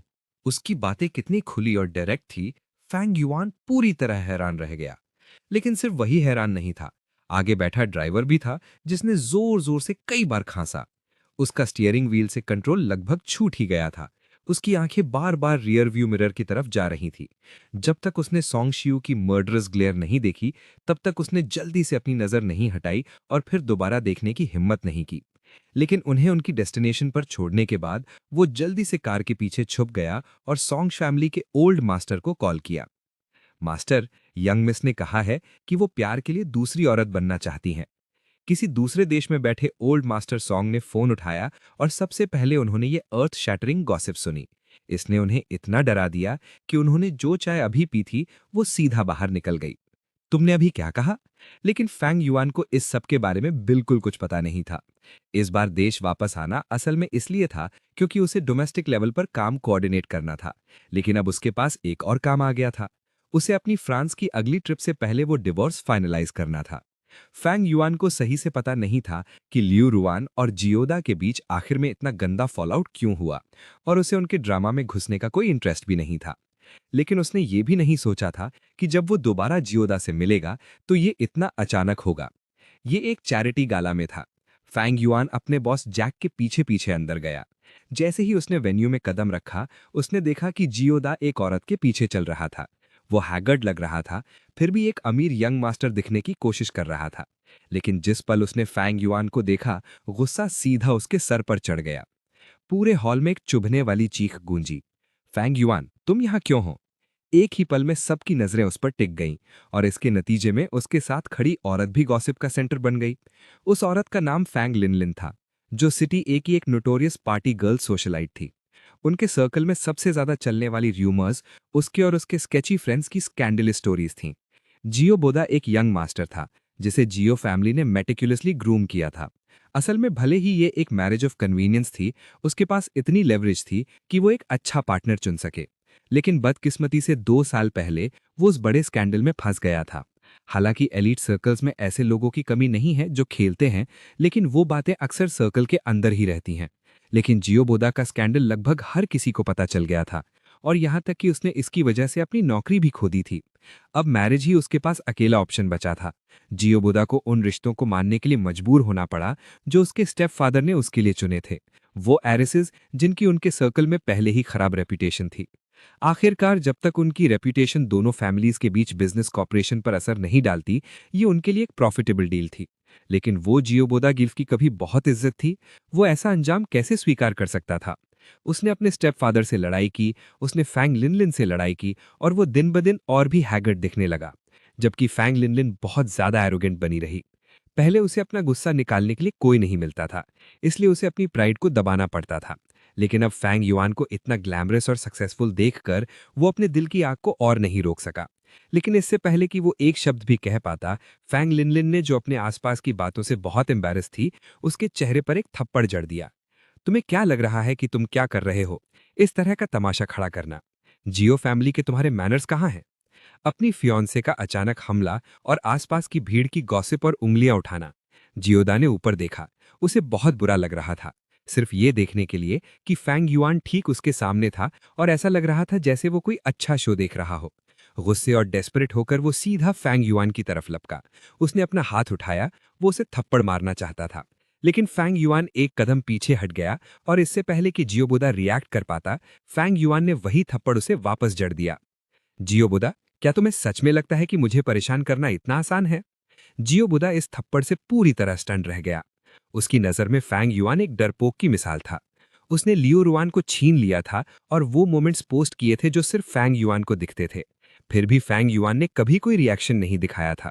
उसने सिर्फ अकेले में अपने ग्रीवेंसेस सहने की हिम्मत की, और उसके सामने यहां तक कि उसे दिखावा करना पड़ा कि उसे कोई फर्क नहीं पड़ता।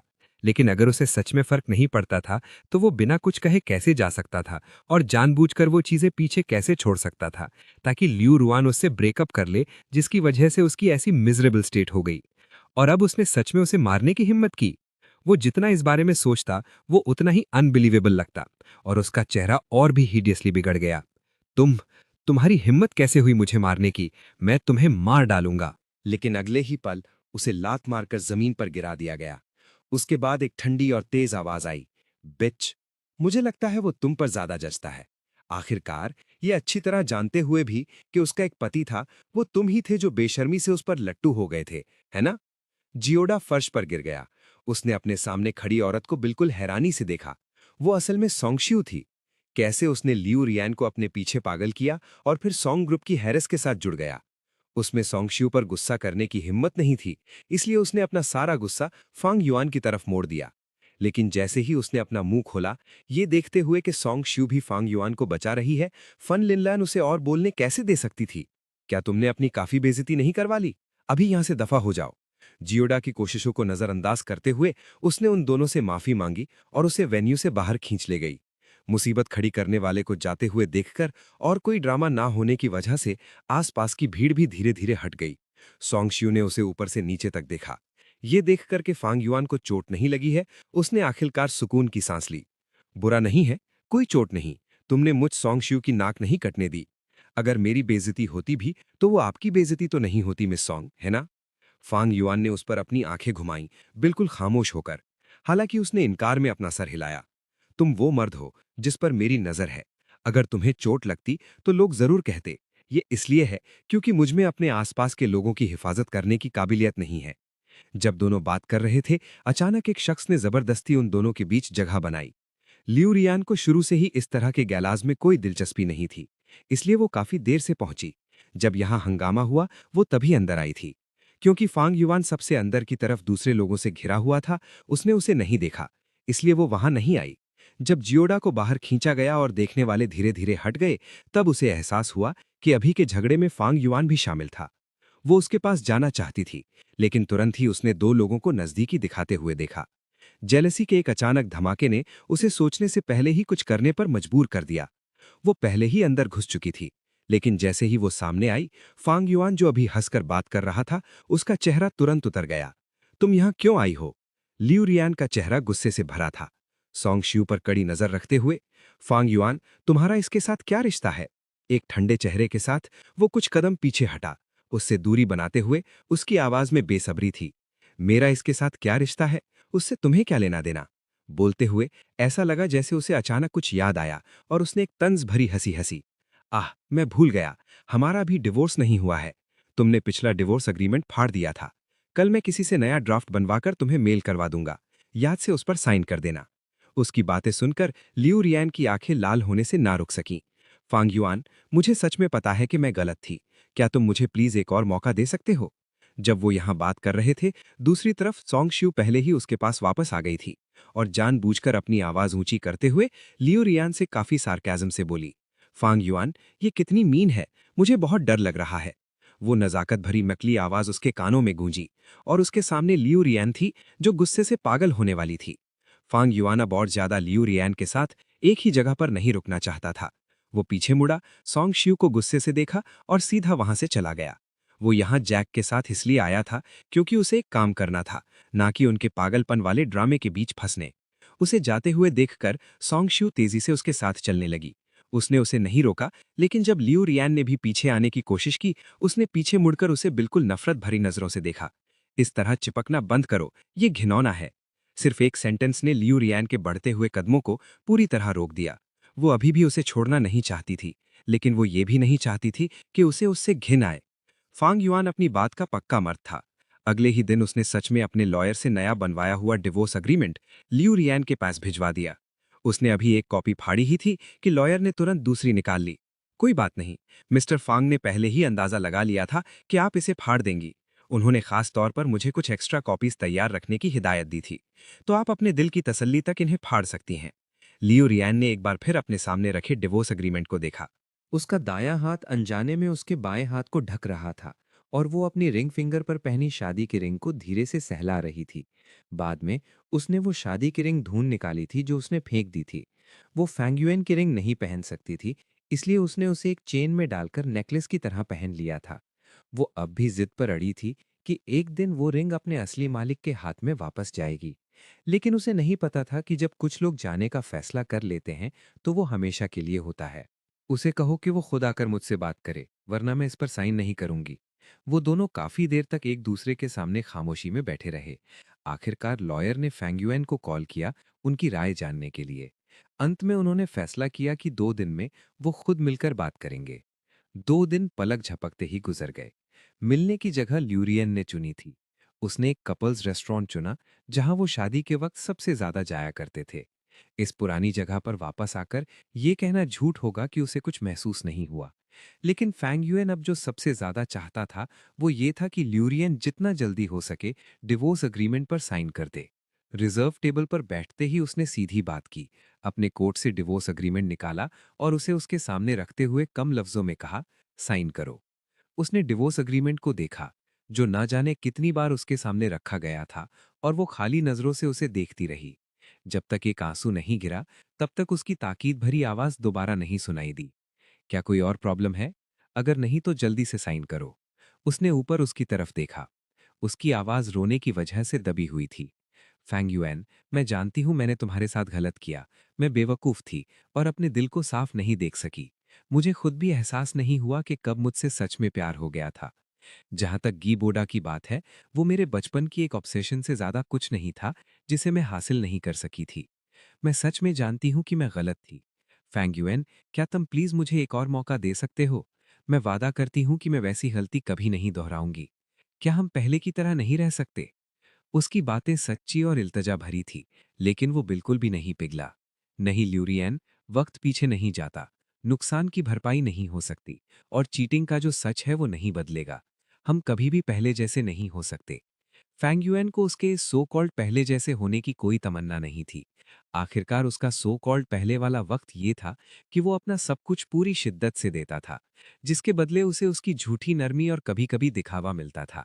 जब कोई किसी से प्यार करता है तो उसकी आंखों की चमक छुपाई नहीं जा सकती, लेकिन गुजरे हुए वक्त में उसकी आंखों में कभी प्यार नहीं था। उसने उसे देखा और ल्यूरियन ने तकलीफ में अपनी आंखें बंद कर लीं। कुछ देर बाद, जैसे उसे अचानक कुछ याद आया हो, और उसकी आंखों में उम्मीद की एक किरण चमकी। तुमने मुझसे पहले वादा किया था कि तुम हमेशा मेरे साथ रहोगे। तुमने कहा था कि तुम मुझे कभी नहीं छोड़ोगे। उसने सोचा कि इस वादे को याद दिलाकर वो रुकने के लिए मान जाएगा, लेकिन उसने सिर्फ एक गहरी सांस ली और एक तंज भरी मुस्कुराहट दी। एक वादा ल्यूरियन, क्या तुम भूल गई? शादी के वक्त वादा करने वाला मैं अकेला नहीं था। क्या तुमने मुझसे वादा नहीं किया था कि तुम गी बोडा को भूल जाओगी और मेरे साथ एक अच्छी जिंदगी बिताओगी? लेकिन फिर क्या हुआ? क्या तुमने उसे निभाया? तुम अपने खुद के वादे नहीं निभा सकी, तो तुम्हें दूसरों से उनके वादे निभाने की मांग करने का क्या हक है? ल्यूरियन का चेहरा पल भर में सफेद पड़ गया। ऐसा लगा जैसे इस पल उसे आखिरकार एहसास हुआ कि फैंग युएन उसे कभी माफ नहीं करेगा। लेकिन वो अब भी जिद से अपना सर हिला रही थी। उसकी आंखें जिद से भरी थी। मैं किसी डिवोर्स एग्रीमेंट पर साइन नहीं करूंगी। फैंग युएन, मैं ऐसे ही पीछा नहीं छोड़ूंगी। जब वो पहले ही उससे इतनी नफरत करता है, तो थोड़ी और नफरत से क्या फर्क पड़ेगा, जब तक कि वो उसे अपने पास रख सके। वो एक बेशरम स्टॉकर बनने के लिए तैयार थी। जैसे ही उसने ये बात कही, फैंग युएन खड़ा हो गया। जब डॉक्टर ल्यूरियन इसे शांति से सुलझाने के लिए तैयार नहीं है, तो फिर हम कोर्ट में मिलेंगे। ल्यूरियन को कोर्ट जाने से डर नहीं था। वो जानती थी कि आजकल डिवोर्स लॉ सूट्स जीतना इतना आसान नहीं है। कम से कम उसे ये साबित करना होगा कि उनका रिश्ता टूट चुका है। वो अब भी उससे प्यार करती थी, तो उनके रिश्ते को टूटा हुआ कैसे कहा जा सकता है? फैंग युएन, तुम मेरे हो और सिर्फ मेरे ही रह सकते हो। फैंग युएन, जो काफी दूर जा चुका था, उसने ये नहीं सुना। अगर वो सुनता भी तो उसे सिर्फ घिनाती। इस वक्त वो बस इस बात का शुक्रगुजार था कि उसने काफी पहले ही उससे उम्मीद छोड़ दी थी, और अब वो कभी उससे कोई उम्मीद नहीं रखेगा। फैंग युएन काफी पहले से ल्यूरियन के साथ डिवोर्स लॉसूट के लिए तैयार था। ये वाकई एक परेशानी का काम होता, इसलिए उसने शुरू में उससे बात करके डिवोर्स एग्रीमेंट पर साइन करवाने का सोचा था। लेकिन जब उसने साथ देने से मना कर दिया, तो वो इस परेशानी से भी नहीं डरेगा। अपने लॉयर से सलाह लेने के बाद फैंग युएन ने जरूरी मटेरियल्स इकट्ठा करना शुरू कर दिए। जहां तक ल्यूरियन की इनफिडेलिटी के सबूत की बात है, क्योंकि वो काफी पहले हुआ था, तो उसे जमा करना मुश्किल होता। लेकिन इस कहानी का main character Bluebird opera house का मशहूर प्रिंसिपल बैले डांसर गी बोडा था। और किसने ल्यूरियन से कहा था कि वो उस वक्त बदला लेने के लिए इतना बड़ा तमाशा करे? हालांकि ल्यू फैमिली ने ल्यूरियन को उस मुसीबत से निकाल लिया था, लेकिन इस ड्रामा के मेन लीड की नौकरी चली गई थी। कोई जो जानबूझकर दूसरा मर्द बनता है वो तो घिनौना होता ही है, लेकिन एक शादीशुदा औरत जो दूसरे मर्द से बातें और फ्लर्ट करती है, और बात बढ़ने पर अपनी फैमिली बैकग्राउंड का इस्तेमाल करके जिम्मेदारी से बचने की कोशिश करती है ताकि वो कहानी से गायब हो जाए, क्या ऐसी औरत उतनी ही घिनौनी नहीं है? उसने उस वक्त के उस हादसे से जुड़ी सारी न्यूज़ निकाली, साथ ही वो सबूत भी कि उसने देश छोड़ने से पहले डिवोर्स एग्रीमेंट ड्राफ्ट करने के लिए लॉयर से सलाह ली थी, और ये हकीकत भी कि उसने 2 साल बाद उससे कई बार डिवोर्स मांगा था। उसने सब कुछ लिस्ट किया और अपने लॉयर को सौंप दिया। इस बार वो उससे पूरी तरह नाता तोड़ने वाला था। फैंग युएन से मटेरियल्स मिलने के बाद लॉयर ने उसे यकीन दिलाया कि ये काफी है, और वो ये डिवोर्स लॉसूट बिना किसी गलती के जीत जाएंगे। जब वक्त आएगा तो उसे खुद कोर्ट में हाजिर होने की भी जरूरत नहीं पड़ेगी। जब फैंग युएन ने डिवोर्स का पूरा अधिकार अपने लॉयर को सौंप दिया, तो अब सिर्फ काम बचा था। फैंग युएन, जब तुम इस बार वापस आ गए हो, अगर तुम वापस फ्रांस नहीं जाना चाहते, तो तुम देश में रुक सकते हो। कंपनी ने हाल ही में एक नया सेक्टर बनाया है, और बाद में इसे एक अलग ब्रांच में बदल दिया जाएगा। तुम्हें इस बार वापस बुलाने का मकसद ये भी था। अगर तुम रुकते हो तो तुम सीधे इस ब्रांच को संभाल सकते हो। फैंग युएन वाकई जैक के इस ऑफर से प्रभावित था। आखिरकार ये उसकी मातृभूमि थी। बेशक उसे रुकने में खुशी होगी, लेकिन फ्रांस में रहना उसके करियर के लिए ज्यादा फायदेमंद होता। अगर वो ब्रांच संभालता तो उस पर बहुत ज्यादा जिम्मेदारियां होती। उसके पास उस एरिया में एक्सपीरियंस नहीं था और वो अपनी काबिलियत से ज्यादा बोझ नहीं उठाना चाहता था। साथ ही अगर उसकी एनर्जी बढ़ गई तो उसके पास डिजाइनिंग के लिए और भी कम वक्त बचेगा। इसलिए काफी देर सोचने के बाद फैंग युआन ने आखिरकार जवाब दिया, मुझे इस बारे में थोड़ा और सोचने दो। इस पर ध्यान से सोचना अच्छा है, लेकिन ब्रांच ज्यादा इंतजार नहीं कर सकती। जैक को इसकी हेजिटेशन से हैरानी नहीं हुई। वो रुका, फिर आगे बोला, ऐसा करें, मैं तुम्हें 3 महीने देता हूं। तुम पहले इन्वॉल्व होने की कोशिश करो और 3 महीने में मुझे अपना फाइनल आंसर दे देना। अगर तुमने फ्रांस वापस जाने का फैसला किया तो मैं किसी और के संभालने का इंतजाम कर दूंगा। फैंग युआन ने इस प्रपोजल को मान लिया। 3 महीने का वक्त उसके डिवोर्स लॉसूट के खत्म होने के लिए काफी था। जैसे ही फैंग युआन कंपनी से बाहर निकला, उसने किसी को दरवाजे पर इंतजार करते देखा। जिस पल उसने उसे देखा, उसने इतनी जोर से हाथ हिलाया कि लगता था गिर जाएगा। वो सॉन्ग शियू थी। वो थोड़ा हैरान हुआ और उससे पूछा, तुम यहाँ क्यों हो? क्या सॉन्ग फैमिली की यंग मिस इतनी फ्री हैं और अभी तो काम के घंटे भी खत्म नहीं हुए हैं? तुम्हें कैसे पता चला कि मैं जा रहा हूँ? लेकिन उसने बस मिस्टीरियस होने का दिखावा किया और उसे सिर्फ 2 शब्द दिए, सीक्रेट। वो हंसा, बिना उसके मिस्टीरियस एक्टिंग की परवाह किए। लेकिन जब उसने उसे घर छोड़ा, उसे जाते हुए देखकर वो अचानक बोला, शायद मैं फ्रांस वापस नहीं जा रहा हूं। पीछे हटती हुई फिगर अचानक रुक गई। उसने अपने कदम रोके, उसे देखने के लिए पीछे मुड़ी। उसकी आंखें हैरानी से भरी थीं, और अगर तुम गौर से देखो तो शायद थोड़ी सी डिसअपॉइंटमेंट भी। क्या तुमने फैसला कर लिया है? जैक ने मुझे एक सजेशन दिया है। मैंने अभी फैसला नहीं किया है, लेकिन आखिरकार मैं यहीं बड़ा हुआ हूं। फैंग युआन ने अपना सर हिलाया। उसने आसपास देखा, जानी पहचानी जगह को महसूस करते हुए। रुकने के काबिल होने पर बेशक मैं यहीं रुकना पसंद करूंगा। वो इसी जमीन पर पैदा हुआ और बड़ा हुआ था। ये जगह हमेशा उसका घर रहेगी। लेकिन सॉन्ग शियो अलग थी। सॉन्ग फैमिली के मेन बिजनेस सब अब्रॉड में थे। उसके पेरेंट्स और ग्रैंड पेरेंट्स भी सब अब्रॉड में थे। आखिरकार वो शायद फिर भी फ्रांस वापस चली जाएगी। जब सॉन्ग शियो ने सुना, वो ज्यादा खुश नहीं दिखी। फैंग युआन जानता था कि वो क्यों परेशान थी। अब्रॉड में उन 2 सालों के दौरान, जब वो बिना किसी कनेक्शंस के एक अनजान जगह पर था, उसने उसकी बहुत मदद की थी। वो अब्रॉड से वापस उनके देश तक उसका पीछा करते हुए आई ताकि उसे सपोर्ट कर सके, जिससे वो बहुत सी परेशानियों से बच गया। यहाँ तक कि जब उसे पता चला कि उसका अभी डिवोर्स नहीं हुआ है, उसने उसे लॉयर ढूंढने में मदद की, और यहाँ तक कि कहा कि वो कॉम्प्रोमाइज करने और उसके डिवोर्स तक इंतजार करने के लिए तैयार है। ये सोचकर वो हंसे बिना नहीं रह सका। अगर सॉन्ग फैमिली को पता चलता कि वो क्या सोच रही है, तो वो शायद अभी उड़कर वापस आ जाते और उसकी टांगें तोड़ देते। उसे ये नहीं पता था कि जिस दिन सॉन्ग शियू ने वो बातें कही थीं, सॉन्ग फैमिली के ड्राइवर ने पहले ही वो मैसेज वापस भेज दिया था। उसके शब्दों की कड़वाहट ने कुछ ही दिनों बाद सॉन्ग फैमिली में सबको पूरी तरह से शॉक कर दिया। ओल्ड मास्टर सॉन्ग ने प्लेन टिकट खरीदी और देश वापस उड़कर आए, और वाकई सॉन्ग शियो को सख्त डांटा। फैंग युआन और लियो रुयान के डिवोर्स लॉसूट की पहली हियरिंग 1 महीने बाद हुई। लॉसूट एक आसान जीत थी। उन्हें दूसरी हियरिंग की जरूरत भी नहीं पड़ी, और फैंग युआन को वो वर्डिक्ट मिल गया जो वो चाहता था। जिस पल उसे अपना डिवोर्स सर्टिफिकेट मिला, फैंग युआन ने पूरी तरह से रिफ्रेश्ड महसूस किया। पिछले 2 सालों में ये शायद सबसे ज्यादा रिलैक्स था जो उसने महसूस किया था। उसके दिल में जो ऑब्सेशन था, उसे आखिरकार छोड़ा जा सकता था। अब से वो पूरी तरह से उस औरत से पीछा छोड़ा चुका था। लियो रुयान के साथ मामला सुलझाने के बाद फैंग युआन ने आखिरकार देश में रुकने और ब्रांच कंपनी को संभालने का फैसला किया। उसने सोचा था कि उनकी पिछली बातचीत के बाद सीयू अब उसे ढूंढने नहीं आएगी। किसे पता था कि ऑफिस में उसके पहले ऑफिशियल दिन पर सीयू फिर भी वहां आ जाएगी। मैं बहुत दुखी हूं। मैं तुम्हारे साथ इतने अच्छे से पेश आती हूं, और फिर भी इतने बड़े दिन पर, इतने खुशी के मौके पर तुमने मुझे बताया तक नहीं। सीओ ने फैंग युआन का रास्ता रोका, एक उदास और रोने वाली एक्टिंग करते हुए।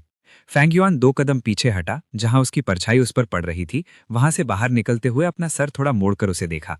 एक ऐसी जगह जहां वो देख नहीं सकती थी। उसके चेहरे पर सुर्खी छा गई। अगर मैंने तुम्हें नहीं बताया, तब भी क्या तुमने यहाँ का रास्ता नहीं ढूंढ लिया? तुम्हारा मुझे इनवाइट करना और मेरा खुद से आना 2 बिल्कुल अलग बातें हैं। फैंग युआन, बेहतर होगा कि तुम इसकी भरपाई करो और मेरे जख्मी दिल को सुकून दो। मुड़ते वक्त उसकी आंखें फैलते हुए देखकर उसके चेहरे की गर्मी अभी पूरी तरह कम नहीं हुई थी। सॉन्ग शिवई को अचानक मस्ती सूझी और उसने उसके गाल खींचे। फैंग युआन बहुत दुबला था। उसके चेहरे पर ज्यादा मांस नहीं था, इसलिए गाल खींचना उतना अच्छा नहीं लगा। उसके चेहरे पर साफ गुस्सा देखकर उसने छोड़ दिया और मुस्कुराई। इसके बारे में क्या ख्याल है? मुझे खाना खिलाओ। इसे अपनी माफी समझो। ये बिल्कुल भी गलत मांग नहीं थी। सॉन्ग शिवई ने उसकी इतनी मदद की थी, शुक्रिया कहने के लिए उस पर सच में एक मील उधार था। फैंग युआन ने सिर हिलाया और उसकी प्रपोजल मान ली। उसे सिर हिलाते देख सैंग शिवई खुश हो गई। उसने जिद की कि क्योंकि वो उसे ट्रीट दे रहा है तो रेस्टोरेंट वो खुद चुनेगी। एक बात पहले ही मान लेने के बाद फैंग युआन ने भी इस बात पर ज्यादा ध्यान नहीं दिया और उसे चुनने दिया। जब तक वो चुने हुए रेस्टोरेंट नहीं पहुंचे उसे एहसास नहीं हुआ कि उसने एक कपल्स रेस्टोरेंट चुना था। वो रुका और उसकी तरफ देखा, लेकिन उसे ऐसा देखते हुए देखकर जैसे उसे कोई फर्क नहीं पड़ता, वो कुछ बार हिचकिचाया और आखिर में कुछ नहीं बोला। शायद ये सिर्फ कोई आम रेस्टोरेंट था जो उसने चुन लिया। अगर वो अचानक इस बारे में बात करता तो शायद चीजें और अजीब हो जाती। अपने ख्यालों में खोया हुआ उसने ध्यान नहीं दिया कि शिवई उसके आगे चल रही थी और छुप कर मुस्कुरा रही थी। वेटर के पीछे पीछे वो दोनों अपने रिजर्व्ड प्राइवेट रूम में पहुंचे। कुछ ही देर में वो बैठ गए। वेटर ने खाना लाना शुरू कर दिया। फैंग युआन फिर से हैरान रह गया, उसे अपनी आईब्रो उठाते देखकर। वो जानता था कि ये वही थी जिसने रेस्टोरेंट बुक करते वक्त खाना पहले ही ऑर्डर कर दिया था। मेज पर रखे डिशेस को गौर से देखते हुए वो सब उसके पसंदीदा फ्लेवर्स थे। वो ख्यालों में खो गया, अपने दिल में अजीब एहसास महसूस करते हुए। वो उसके लिए बहुत अच्छी थी, लेकिन उसकी ये अच्छी नीयत, उसे लगा कि आखिर में उसे उसे दुख देना ही पड़ेगा।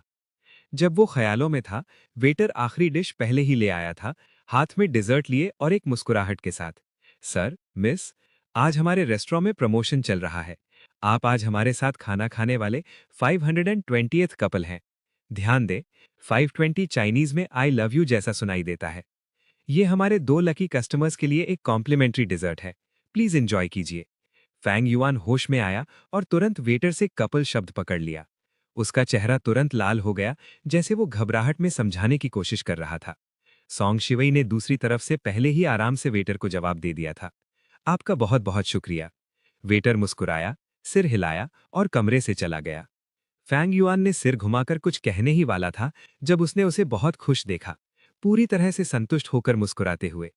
उसने वो कॉम्प्लीमेंट्री हार्ट शेप डिजर्ट भी लिया जो वेटर अभी लाया था, उसकी तरफ बढ़ाया और कहा, इसे ट्राई करो, यहाँ के डिजर्ट्स काफी अच्छे हैं। ये देखकर वो थोड़ा परेशान दिखने लगा। तुमने ये जानबूझकर किया? सॉन्ग शिवई ने कंधे उचकाए, ऐसा चेहरा बनाया जैसे उस पर झूठा इल्जाम लगाया गया हो, और उसके करीब झुकी। फैंग युआन, तुम मेरे बारे में ऐसा कैसे सोच सकते हो? इससे मेरा दिल सच में टूट गया है। फैंग युआन ने अपने गूज़बम्प्स झटके और उन गूज़बम्प्स को रगड़ा जो उसकी बातों से हुए थे। उसने प्लेट से डिजर्ट का एक टुकड़ा उठाया और उसके मुंह में ठूस दिया, बस अपना खाना खाओ। लेकिन ये छोटा सा किस्सा बस ऐसे ही गुजर गया। खाने के बाद वो दोनों एक के पीछे एक रेस्टोरेंट से बाहर आए। सॉन्ग शिवई ने कहा कि वो कार लेने जा रही है। फैंग युआन ने उसे जाते हुए देखा और थोड़ी देर के लिए ख्यालों में खो गया। तभी अचानक उसके सामने एक शख्स आया। उसने गौर से देखा और एहसास किया कि ये अचानक आने वाली लू रुयान थी। उसकी आंखें दर्द से भरी थीं। उसने आगे बढ़कर फैंग युआन्स का हाथ पकड़ा, लेकिन सबसे पहले उसने उससे सवाल किया, क्या तुम उसकी वजह से मुझसे डिवोर्सिंग लेने पर अड़े हुए हो?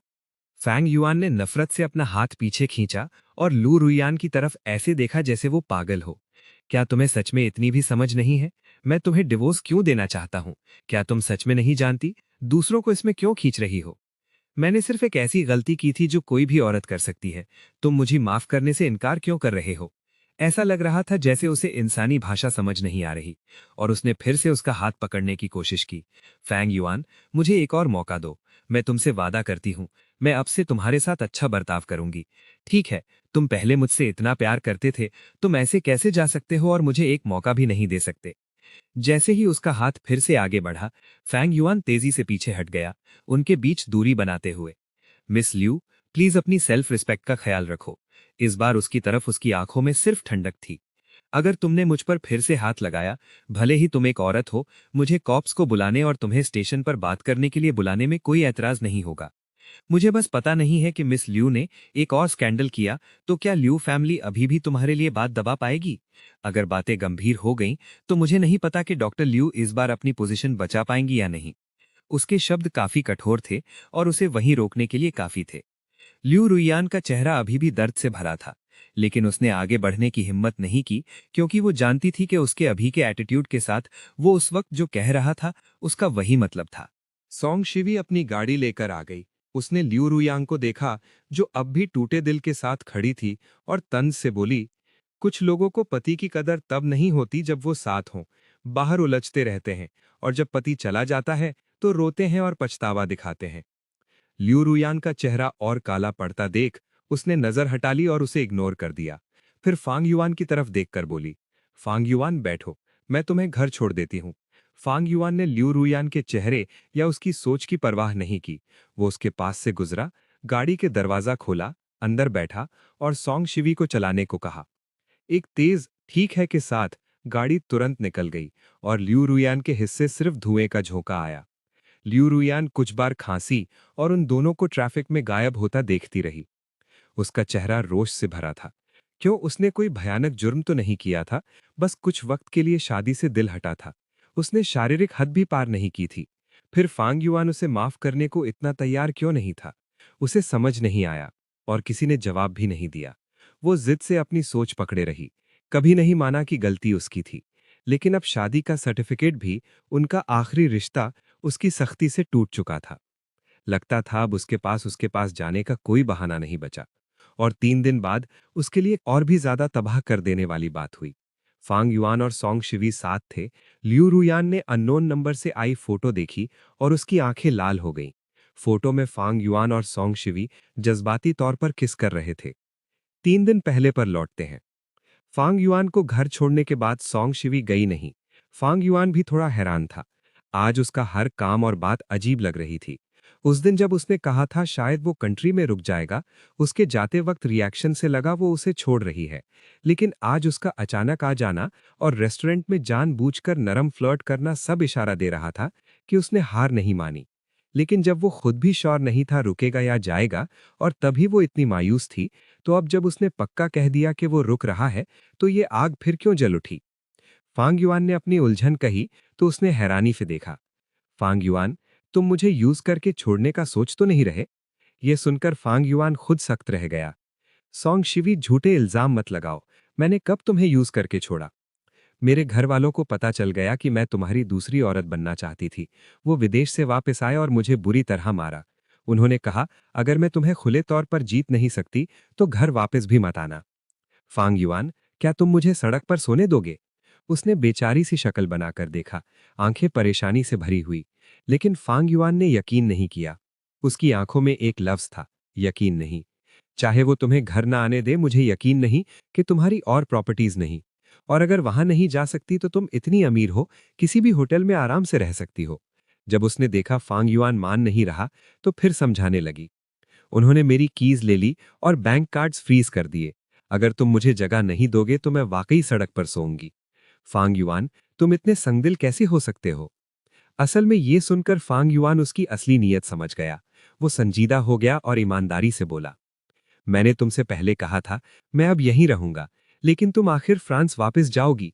वो पूरा कहता इससे पहले सॉन्ग शिवी हंस पड़ी। फांग युआन, इसकी फिक्र मत करो। दादाजी पहले ही कह चुके हैं। हाँ, सॉन्ग फैमिली का मेन बिजनेस बाहर है, लेकिन इसका मतलब यहाँ कुछ नहीं। और दादा बूढ़े हो रहे हैं, वो वैसे भी वापस अपनी मिट्टी में आना चाहते थे। बुजुर्ग अपनी जड़ों में लौटना चाहते हैं। तो अब तुम्हारी सारी फिक्रें खत्म। अब मुझे अपनाओगे? 3 दिन बाद उन दोनों को हंसते देख लिू रुयान जलन से पागल होने लगी। उसे यकीन नहीं हो रहा था कि फांग युआन वाकई किसी और के साथ हो गया। लेकिन वो जो भी सोचे, हकीकत नहीं बदली। फांग युआन और सॉन्ग शिवी वाकई साथ थे। ये खबर हेडलाइंस बन गई। साथ ही ये अफवाह भी फैली कि सॉन्ग फैमिली डोमेस्टिक मार्केट में एक्सपैंड करना चाहती है। ऐसे वक्त में कोई भी असल वजह समझ सकता था। इस ट्रेंडिंग टॉपिक के नीचे नेटिजन्स लगातार गॉसिप कर रहे थे। कह रहे थे, कितनी मीठी लव स्टोरी है, कितनी जलन हो रही है, कब मेरे साथ भी ऐसा प्लॉट होगा। ऊपर वाले को बोलूंगा अभी सो जाओ, सपना देखना ज्यादा तेज है। क्या मैं किसी आइडल ड्रामा में आ गया हूं? मुझे इतनी जलन हो रही है। हर तरह के कमेंट्स भर गए। ज्यादातर मजाक और दुआएं थीं, लेकिन एक नया कमेंट जहर से भरा था।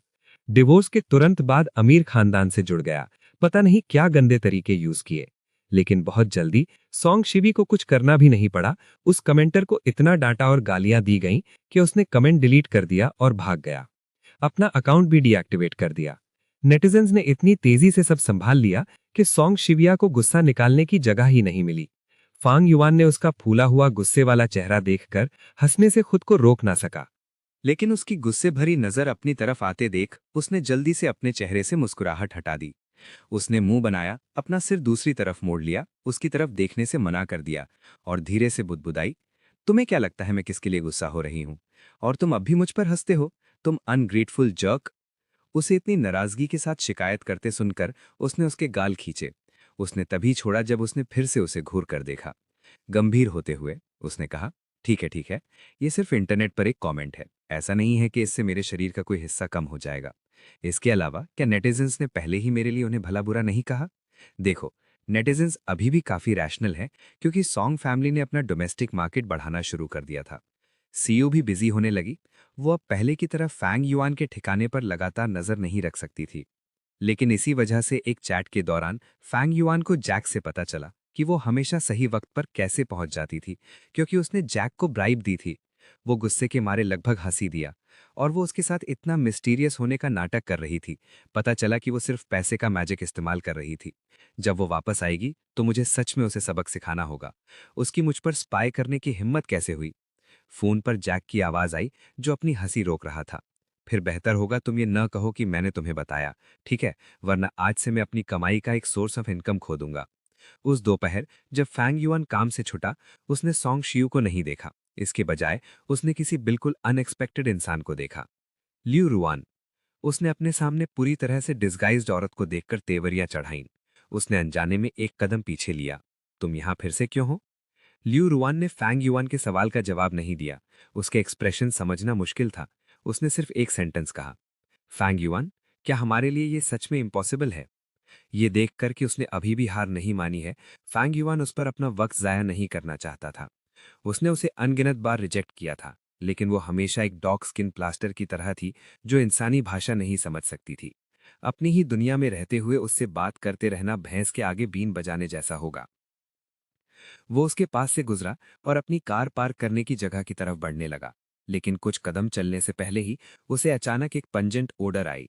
उसके दिल में बेचैनी सी होने लगी। उसने अपनी रफ्तार बढ़ाई, कार के पास गया, उसे अनलॉक किया, दरवाजा खोला, सब कुछ एक स्मूथ मोशन में किया।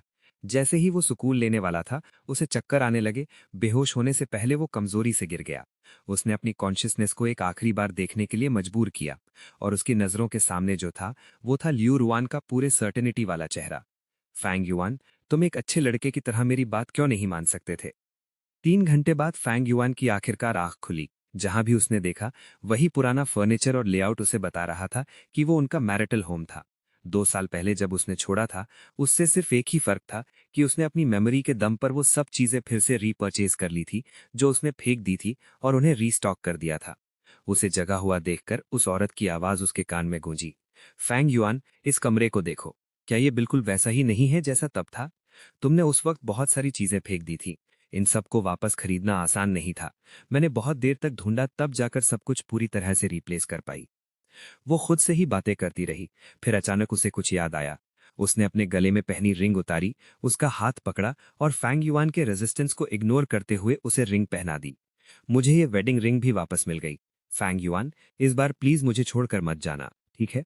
फैंग युआन को ड्रग दिया गया था। हालांकि वो होश में था, लेकिन उसका सिर अब भी थोड़ा डिजी फील कर रहा था। लेकिन जैसे ही लियू रुआन ने उसे छुआ, उसके दिल में नौजिया की एक लहर उठी।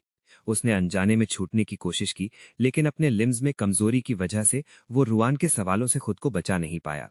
उसकी बातें सुनकर फैंग युआन एक सेकंड के लिए भी खुद को रोक नहीं पाया, और सच में उसे उल्टी हो गई। उसके रिएक्शन ने लियू रुआन के चेहरे को पूरी तरह से उतार दिया। क्या मैं तुम्हें सच में इतनी डिस्गस्टिंग लगती हूँ? लेकिन फैंग, तुम तो मुझसे इतना प्यार करते थे। तुमने मुझसे इतने सालों तक प्यार किया है। तुम मुझसे थोड़ा और प्यार क्यों नहीं कर सकते? उल्टी करने के बाद फैंग युआन की कॉन्शियसनेस आखिरकार साफ हुई, और उसमें थोड़ी स्ट्रेंथ वापस आ गई। उसने जोर से उसका हाथ झटक दिया। उसका चेहरा डिसबिलीफ से भरा था। लियू रुआन, क्या तुम पागल हो गई हो? ये इलीगल है। क्या तुम्हें पता भी है? हाँ, मैं पागल हो गई हूँ। लेकिन वो बस मजाक उड़ाते हुए हंसी, बिल्कुल बेपरवाह होकर। फिर उसने बेड पर लेटे हुए आदमी की तरफ गहराई और प्यार से देखा। फैंगीवान, मैं सच में तुम्हारे बिना नहीं रह सकती। मुझे लगता था कि जिस इंसान से मैं प्यार करती थी वो बूढ़ा था, इसलिए मैं उसके लिए भटक गई थी। लेकिन फैंगीवान, जब मुझे एहसास हुआ कि तुमने मुझे पीछे छोड़ दिया है, तो मेरे दिल के दर्द ने मुझे बताया कि मुझे तुमसे असलियत में बहुत पहले ही प्यार हो गया था। उस वक्त जब बोडा ने मुझे विदेश जाने के लिए छोड़ा था, तब मुझे इतना दुख भी नहीं हुआ था। फैंगयुआन, मैं सच में जानती हूं कि मैं गलत थी। प्लीज मुझे माफ कर दो। ठीक है। फैंगयुआन बेड से उठकर बैठ गया, बार बार पीछे हटते हुए ताकि उसका हाथ उसे छू ना सके। फिर एक जोरदार थप्पड़ की आवाज के साथ उसने उसके चेहरे पर थप्पड़ मार दिया। लियू युआन, तुम्हें माफी मांगने का क्या हक है? हाँ, मैं तुमसे कभी प्यार करता था, लेकिन जैसा तुमने कहा वो पहले की बात थी, अब नहीं। जब मैं तुमसे प्यार करता था तब तुमने उसकी कदर नहीं की। तुम्हारा दिल और आंखें पूरी तरह तुम्हारे पहले प्यार से भरी हुई थीं। उसके लिए तुमने एक डॉक्टर के तौर पर अपने प्रोफेशनल एथिक्स तक छोड़ दिए। अब जब मैं चला गया हूं, तुम कहती हो कि तुम्हें मुझसे प्यार हो गया है। मुझे ऐसा नहीं लगता। क्या तुम मुझसे प्यार करती हो? मैं कहूंगा बिल्कुल नहीं। जो कुछ भी तुम अभी कर रही हो वो और कुछ नहीं बल्कि तुम्हारी हार ना मानने की जिद और तुम्हारी टूटी हुई ईगो का नतीजा है। तुम बस छोड़े जाना बर्दाश्त नहीं कर सकती। अपने माँ बाप से छोड़ी गई, अपने प्रेमी से छोड़ी गई और अब मुझसे छोड़ी गई। वो इंसान जिसके बारे में तुम सोचती थी कि वो तुम्हें कभी नहीं छोड़ेगा। लेकिन तुम इतनी ही गिरी हुई हो। जितना कोई तुमसे प्यार करता है तुम उतनी ही कम परवाह करती हो, और जितना कोई तुम्हें छोड़कर जाना चाहता है तुम उतना ही उसे पकड़ने की कोशिश करती हो। लेकिन लियू युआन, कोई भी एक जगह खड़ा रहकर तुम्हारा हमेशा इंतजार नहीं करेगा। देखो, तुम्हारे माँ बाप तक तुम्हें नहीं चाहते थे। तुम्हें ये भरोसा किसने दिया कि कोई तुम्हारे बिना कभी नहीं रह पाएगा? फैंग्युआन लियू युआन के साथ तब से था जब वो 15 से 27 साल की थी। पूरे 12 साल उसने उसकी जिंदगी का सबसे जरूरी हिस्सा घेरा हुआ था। तो जाहिर है वो भी जानता था कि चाकू कहाँ चलाना है ताकि उसे सबसे ज्यादा दर्द हो। उसके बेरहम अल्फाज ने सच में लियू युआन को वही चोट पहुंचाई जहां उसे सबसे ज्यादा दर्द होता था। उसकी आंखें लाल हो गईं। पागल होकर और अपनी समझ खोकर लियू युआन बिना सोचे समझे आगे बढ़ी, उसे पकड़ने की कोशिश करते हुए। लेकिन जैसे ही वो फैंग्युआन के करीब आई, उसने आराम से अपने पीछे से एक वास उठाया और एक जोरदार आवाज के साथ उसे उसके सर पर दे मारा। वो वास इतनी ताकत से चकनाचूर हो गया और फिर पोर्सलेन के टुकड़ों के उड़ने और फर्श पर गिरने की आवाज आई। तेज दर्द ने उसकी नसों को हिलाकर रख दिया। उसने उसे साफ करने के लिए हाथ ऊपर उठाया और जहां चोट लगी थी वो जगह चिपचिपी महसूस हो रही थी। जब उसने अपना हाथ नीचे किया तो वो चमकदार लाल खून से भरा था। दर्द की वजह से उसकी समझबूझ जबरदस्ती वापस आ गई। फैंग्युआन की तरफ देखते हुए, जो अभी भी वास का एक नुकीला टुकड़ा उसकी तरफ दिखा रहा था, वो कड़वाहट से हंसी। तुमने सच में मुझे चोट पहुंचाई। ऐसा लगता है कि उसने कभी उम्मीद नहीं की थी कि फैंग्युआन अचानक उस पर पलटवार करेगा। उसका दिल पूरी तरह से अकेला महसूस कर रहा था। उसके सावधान आंखों को देखकर वो भी खामोश हो गई और कुछ नहीं कहा। वो मुड़ी, दरवाजे से बाहर गई और उसे लॉक कर दिया। लॉक के बंद होने की गूंजती आवाज के साथ उसे कमरे के अंदर पूरी तरह बंद कर दिया। दरवाजे से उसकी आवाज आई, फैंग्युआन, कोई बात नहीं अगर तुम मुझसे नफरत करते हो। कोई बात नहीं तुम मुझे कैसे भी भड़काओ। कोई बात नहीं अगर तुम मुझे चोट भी पहुंचाओ। मैं तुम्हें शांत होने का वक्त दूंगी। मैं तुम्हें नहीं जाने दूंगी। फैंग्युआन, तुम्हें मेरा यकीन करना होगा। मैं सच में तुम्हारे बिना नहीं रह सकती। कमरे के अंदर फैंग्युआन ने उसकी बातों को नजरअंदाज किया। उसने पागलों की तरह कमरे में तलाश शुरू की। वो यहाँ हमेशा के लिए कैद नहीं रह सकता था। उसे भागना होगा। उसे नहीं पता था कि सॉन्ग श्यू ने उसके गायब होने का ध्यान दिया है या फिर वो परेशान हो रही होगी। उसे जल्दी वापस जाना था। वो सॉन्ग श्यू को परेशान नहीं होने दे सकता था। दूसरी तरफ जैसे ही सॉन्ग श्यू को फुर्सत मिली, उसने जैक को कॉल किया, ये जानने के बाद कि फैंग्युआन पहले ही काम खत्म करके घर जा चुका है।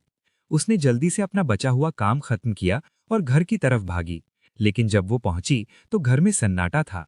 कोई आवाज नहीं, यहां तक कि कोई लाइट भी नहीं जली थी। इतनी खामोशी थी कि अचानक उसके दिल में घबराहट होने लगी। उसने पूरी जगह ढूंढी, कोई नहीं था। उसने सिक्योरिटी कैमरा फुटेज देखी और पाया कि फैंग्युआन घर आया ही नहीं था। उसके दिल की वो बेचैनी और बढ़ गई। सॉन्ग श्यू ने अपना फोन निकाला और पहले फैंग्युआन को कॉल करने की कोशिश की। उसने तभी फोन रखा जब ऑटोमेटेड वॉइस ने कहा कि कोई जवाब नहीं दे रहा है, और फिर उसने दोबारा डायल किया, लेकिन बार बार डायल करने पर भी कोई जवाब नहीं मिला। उसने फिर से जैक को कॉल किया। ये पक्का करने के बाद कि फैंग्युआन सच में कंपनी से वक्त पर निकल गया था, दोनों घबराने लगे। उन्होंने पुलिस को बुलाया और काफी देर यहाँ वहां भटकने के बाद आखिरकार उन्हें अंडरग्राउंड पार्किंग लॉट में जवाब मिल गया। सॉन्ग श्यू सिक्योरिटी फुटेज को घूरती रही। उसे तब तक देखा जब तक कि कोई फैंग्युआन के पीछे से दबे पांव नहीं आया और उस पर बेहोश करने वाली दवा का स्प्रे नहीं किया।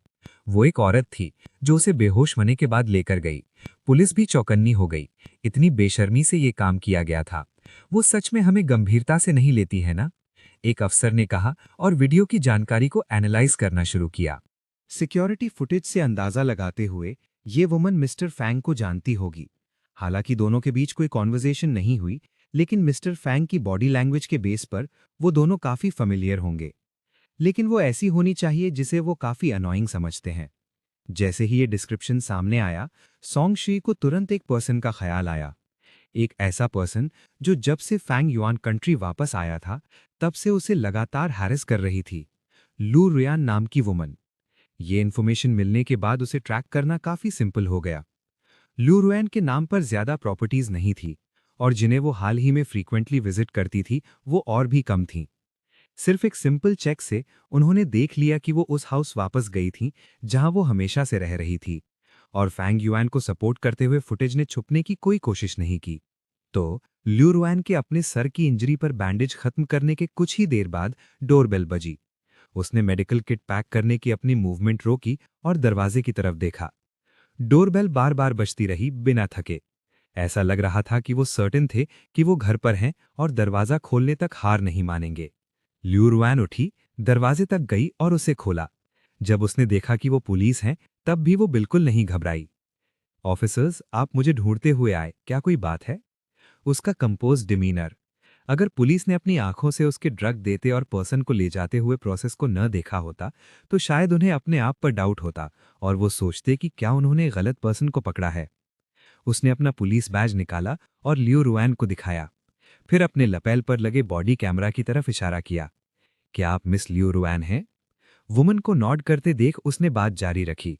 ये कुछ ऐसा है, आज हमें एक रिपोर्ट मिली कि मिस्टर फैंग अचानक मिसिंग हो गए हैं। हम सोच रहे थे कि क्या आपके पास कोई लीड्स हैं? जब वो बात कर रहा था, एक ऑफिसर की नजर उसकी बैंडेज्ड हेड पर पड़ी। उसने पूछा, आपको ये इंजरी कैसे लगी? क्या आप ठीक हैं? ल्यू रुआन्स की नजर पुलिस के पीछे खड़ी सॉन्ग शियू पर गई। वो मुस्कुराई और अपना सर हिला दिया। मैंने उन्हें आज नहीं देखा है, इसलिए मेरे पास कोई लीड्स नहीं है। जहां तक मेरे सर की इंजरी का सवाल है, मैं एक डॉक्टर हूं। आज हॉस्पिटल में थोड़ा कॉन्फ्लिक्ट हो गया था और मुझे चोट लग गई, लेकिन इसका ट्रीटमेंट हो चुका है। ये कोई सीरियस बात नहीं है। दोनों ऑफिसर्स ने एक ग्लांस एक्सचेंज की। अपने सामने वाले पर्सन की साइकोलॉजिकल फॉर्टिट्यूड की तारीफ किए बिना नहीं रह सके। सच में एक डॉक्टर होने के लायक। पुलिस ने कुछ और सवाल पूछे। ल्यू रुआन ने सबके जवाब स्मूथली दिए। ये देखकर कि पुलिस के पास अब पूछने के लिए कोई सवाल नहीं बचा है, उसने इंटरनली रिलीफ की सांस ली और यहां तक कि सीयू की तरफ एक स्मग ग्लांस दी। ठीक उसी वक्त घर के अंदर से अचानक एक मफल्ड थड की आवाज आई, जैसे किसी चीज के नीचे गिरने की आवाज हो। ल्यू रुआन्स का फेस स्टिफ हो गया। दोनों ऑफिसर्स और सॉन्ग शियू बिना किसी हेजिटेशन के अंदर घुस गए, उस साउंड की डायरेक्शन में भागते हुए। इसके साथ अब ल्यू रुआन को समझने के लिए और क्या बचा था। जैसे ही साउंड आई, पुलिस ने एक भी एक्स्ट्रा क्वेश्चन नहीं पूछा और बस सीधा वहां पहुंच गई। उन्हें शायद शुरू से ही पता था कि वो वहीं थी। उसका एक्सप्रेशन अगली हो गया। उसकी मुट्ठियां टाइट फिस्ट्स में भिज गईं। लेकिन वो भी जानती थी कि आज उसके पास फैंग युआन को रखने का कोई रास्ता नहीं था। प्लस अभी दी गई अपनी फॉल्स टेस्टिमनी की वजह से वो शायद बड़ी ट्रबल में पड़ने वाली थी। ल्यू रुआन में दोबारा नहीं सोचा। ये देखकर कि उनका पूरा अटेंशन इनर रूम पर था, वो मुड़ी और दरवाजे से डैश करके बाहर निकली। पहले एस्केप करना चाहती थी, लेकिन जैसे ही वो दरवाजे से बाहर भागी, वो सीधा बाहर गार्ड कर रहे एक ऑफिसर से टकरा गई। जब ल्यू रुआन को स्पॉट पर ही पकड़ लिया गया, अंदर के तीनों ऑफिसर्स और सॉन्ग शियू को सपोर्ट करते हुए फैंग युआन बाहर आए। ये देखकर कि अचानक एक एक्स्ट्रा पर्सन वहां था, ल्यू रुआन का समझ नहीं आ रहा था कि वो खुश हो या दुखी। क्या उसे ये कहना चाहिए कि उन्होंने उसे ज्यादा वैल्यू दी या फैंग युआन को? क्योंकि वो रेड हैंडेड पकड़ी गई थी, ल्यू रुआन को पुलिस स्टेशन ले जाया गया और डिटेन किया गया। फैंग युआन और सॉन्ग शियू ने अपने स्टेटमेंट्स देने के बाद वो दोनों साथ घर गए। फैंग युआन पूरे रास्ते बहुत क्वाइट था। जब तक कि वो आखिरकार घर नहीं पहुंच गए, तब तक उसने सॉन्ग शियू को हग नहीं किया, अपनी सिसकियां दबाते हुए। सॉन्ग शियू, मुझे लगा था मैं तुम्हें फिर कभी नहीं देख पाऊंगा। सॉन्ग शियू ने फैंग युआन को मुश्किल से ही कभी ऐसा देखा था। उसका हार्ट एक हुआ जब उसने उसे अपनी बाहों में टाइटली पकड़ा। उसकी वॉइस में भी डर भरा हुआ था।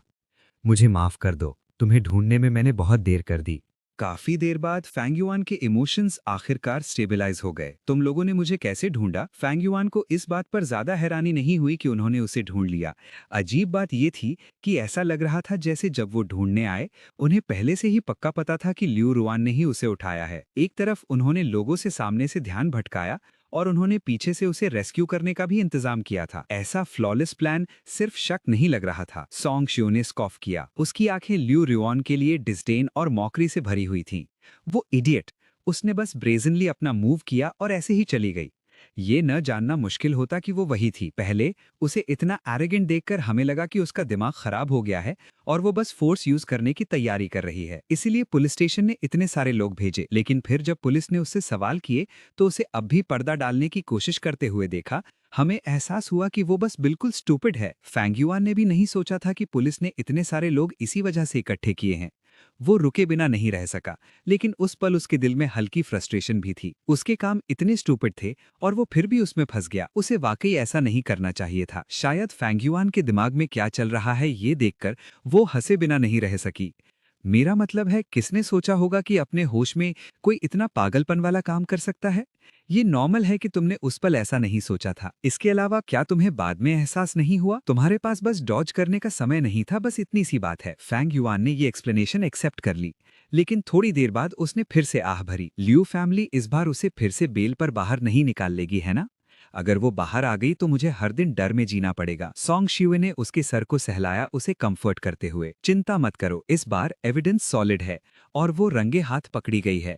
अगर ल्यू फैमिली उसे बचाना चाहती है तो उनके पास सिर्फ इंसेनिटी प्लीड करने का रास्ता है। लेकिन अगर उन्होंने ऐसा करने की हिम्मत की तो मैं यकीन दिला सकती हूँ कि वो अपनी बाकी जिंदगी साइकेट्रिक हॉस्पिटल में रहेगी। इसके अलावा अगर ल्यू फैमिली ल्यू रुआन को प्रोटेक्ट करना चाहती है तो उन्हें पहले ये देखना होगा कि मेरी सॉन्ग फैमिली इस पर राजी होती है या नहीं। क्या तुम्हें वाकई लगता है कि ल्यू फैमिली उस बेटी के लिए सॉन्ग फैमिली को ऑफेंड करेगी जिसे वो पहले ही एक बार अबैंडन कर चुके हैं? सॉन्ग शिवी की एक्सप्लेनेशन सुनकर फैंग युआन ने आखिरकार रिलीफ महसूस किया। 5 महीने बाद ल्यू रुआन्स का वर्डिक्ट आ गया। सॉन्ग फैमिली के इंटरवेंशन की वजह से उसे 2 साल की प्रिजन की सजा सुनाई गई। ल्यू फैमिली ने कोई मूव करने की हिम्मत नहीं की। जैसा कि सॉन्ग शिवी ने प्रिडिक्ट किया था, ल्यू फैमिली के लिए उस बेटी के लिए सॉन्ग फैमिली को ऑफेंड करने की कोई जरूरत नहीं थी जिसे वो पहले ही एक बार अबैंडन कर चुके थे। पिछली बार ल्यू फैमिली के इंटरवीन करने की वजह ये थी कि जब तक वो उसे प्रोटेक्ट करते, ल्यू फैमिली की एक हाईली एस्टीम्ड बेटी बाहर अपना नाम बना सकती थी। लेकिन इस बार अगर वो इंटरवीन करते भी हैं तो वो कभी अपनी पुरानी पोजीशन पर वापस नहीं आ सकती। एक बेटी जिसने अपनी यूज वैल्यू खो दी हो, उसे कुदरती तौर पर आसानी से डिस्कार्ड किया जा सकता था। वो इंसान जो कभी अबैंडन होने से सबसे ज्यादा नफरत करती थी, आखिर में वही बन गई जिसे सबने अबैंडन कर दिया। इस बार ल्यू फैमिली के बिना उसके लिए हीट को सप्रेस करने वाला कोई नहीं था। जो कुछ भी उसने कभी किया था वो सब खोद कर निकाला गया। एक पल में वो नोटोरियस बन गई। यहाँ तक कि जिंगान हॉस्पिटल, जिसने कभी उसके लिए पर्दा डाला था, उसकी रेपुटेशन को भी इस वजह से धक्का लगा। 2 साल बाद फैंग युआन और सॉन्ग शिवी ने एक ग्रैंड वेडिंग की। ओल्ड मास्टर सॉन्ग के साथ सॉन्ग शिवी के पेरेंट्स सब अब्रॉड से वापस आए। जैक, ग्रूम की तरफ से बुलाया गया अकेला ग्रूम्समैन होने के नाते, इतना बिजी था कि उसके पैर मुश्किल से जमीन पर टिक रहे थे। आखिरकार सांस लेने का एक पल मिला। उसने रिजेंटफुल फेस के साथ फैंग युआन की तरफ देखा। हे फैंग युआन, मैं तुम्हारा बॉस था, ठीक है? अब जबकि तुम ब्रांच कंपनी के बॉस हो, तुम बस मुझे ऐसे ऑर्डर्स दे रहे हो। फैंग युआन ने एक ऑकवर्ड स्माइल भी। क्या ये इसलिए नहीं क्योंकि तुम मेरे अकेले अच्छे दोस्त हो और तुम मेरे साथ सबसे अच्छे से पेश आते हो? जैक शडर हुआ, अपने गूज़बम्प्स को साफ किया और बिना किसी दया के उसे पीछे ढकेल दिया। ओह, मुझे माफ करो, ये छोटी ट्रिक्स अपनी वाइफ के लिए बचा कर रखो। इस मैग्निफिसेंट वेडिंग के बारे में काफी समय तक बात की गई। कुछ समय के लिए ये सिटी ए के लोगों के लिए गो टू गॉसिप भी बन गई थी, लेकिन एक कोने में किसी ने ध्यान नहीं दिया। अपनी सजा पूरी करके और रिहा होने के बाद बदनाम लियू रुयान ने अपने हाथ में एक टूटा फूटा पुराना फोन पकड़ा हुआ था और न्यूज़ देख रही थी। फैंग युआन को खुशी से भरा उसका चेहरा देखकर, एक दूसरी औरत की तरफ बढ़ते हुए देखकर वो अपनी आंखें लाल होने से नहीं रोक सकी। ऐसी खुशी साफ तौर पर उसकी होनी चाहिए थी, लेकिन उसने खुद उस लड़के को ठुकरा दिया जो उससे सबसे ज्यादा प्यार करता था। तब से खुशी का उससे कोई लेना देना नहीं था। अब वो सिर्फ अंधेरे में छुप सकती थी और उस इंसान को देख सकती थी जो कभी उसके दिल में रहता था, अपनी बाकी की जिंदगी किसी और का हाथ थामे बिताते हुए।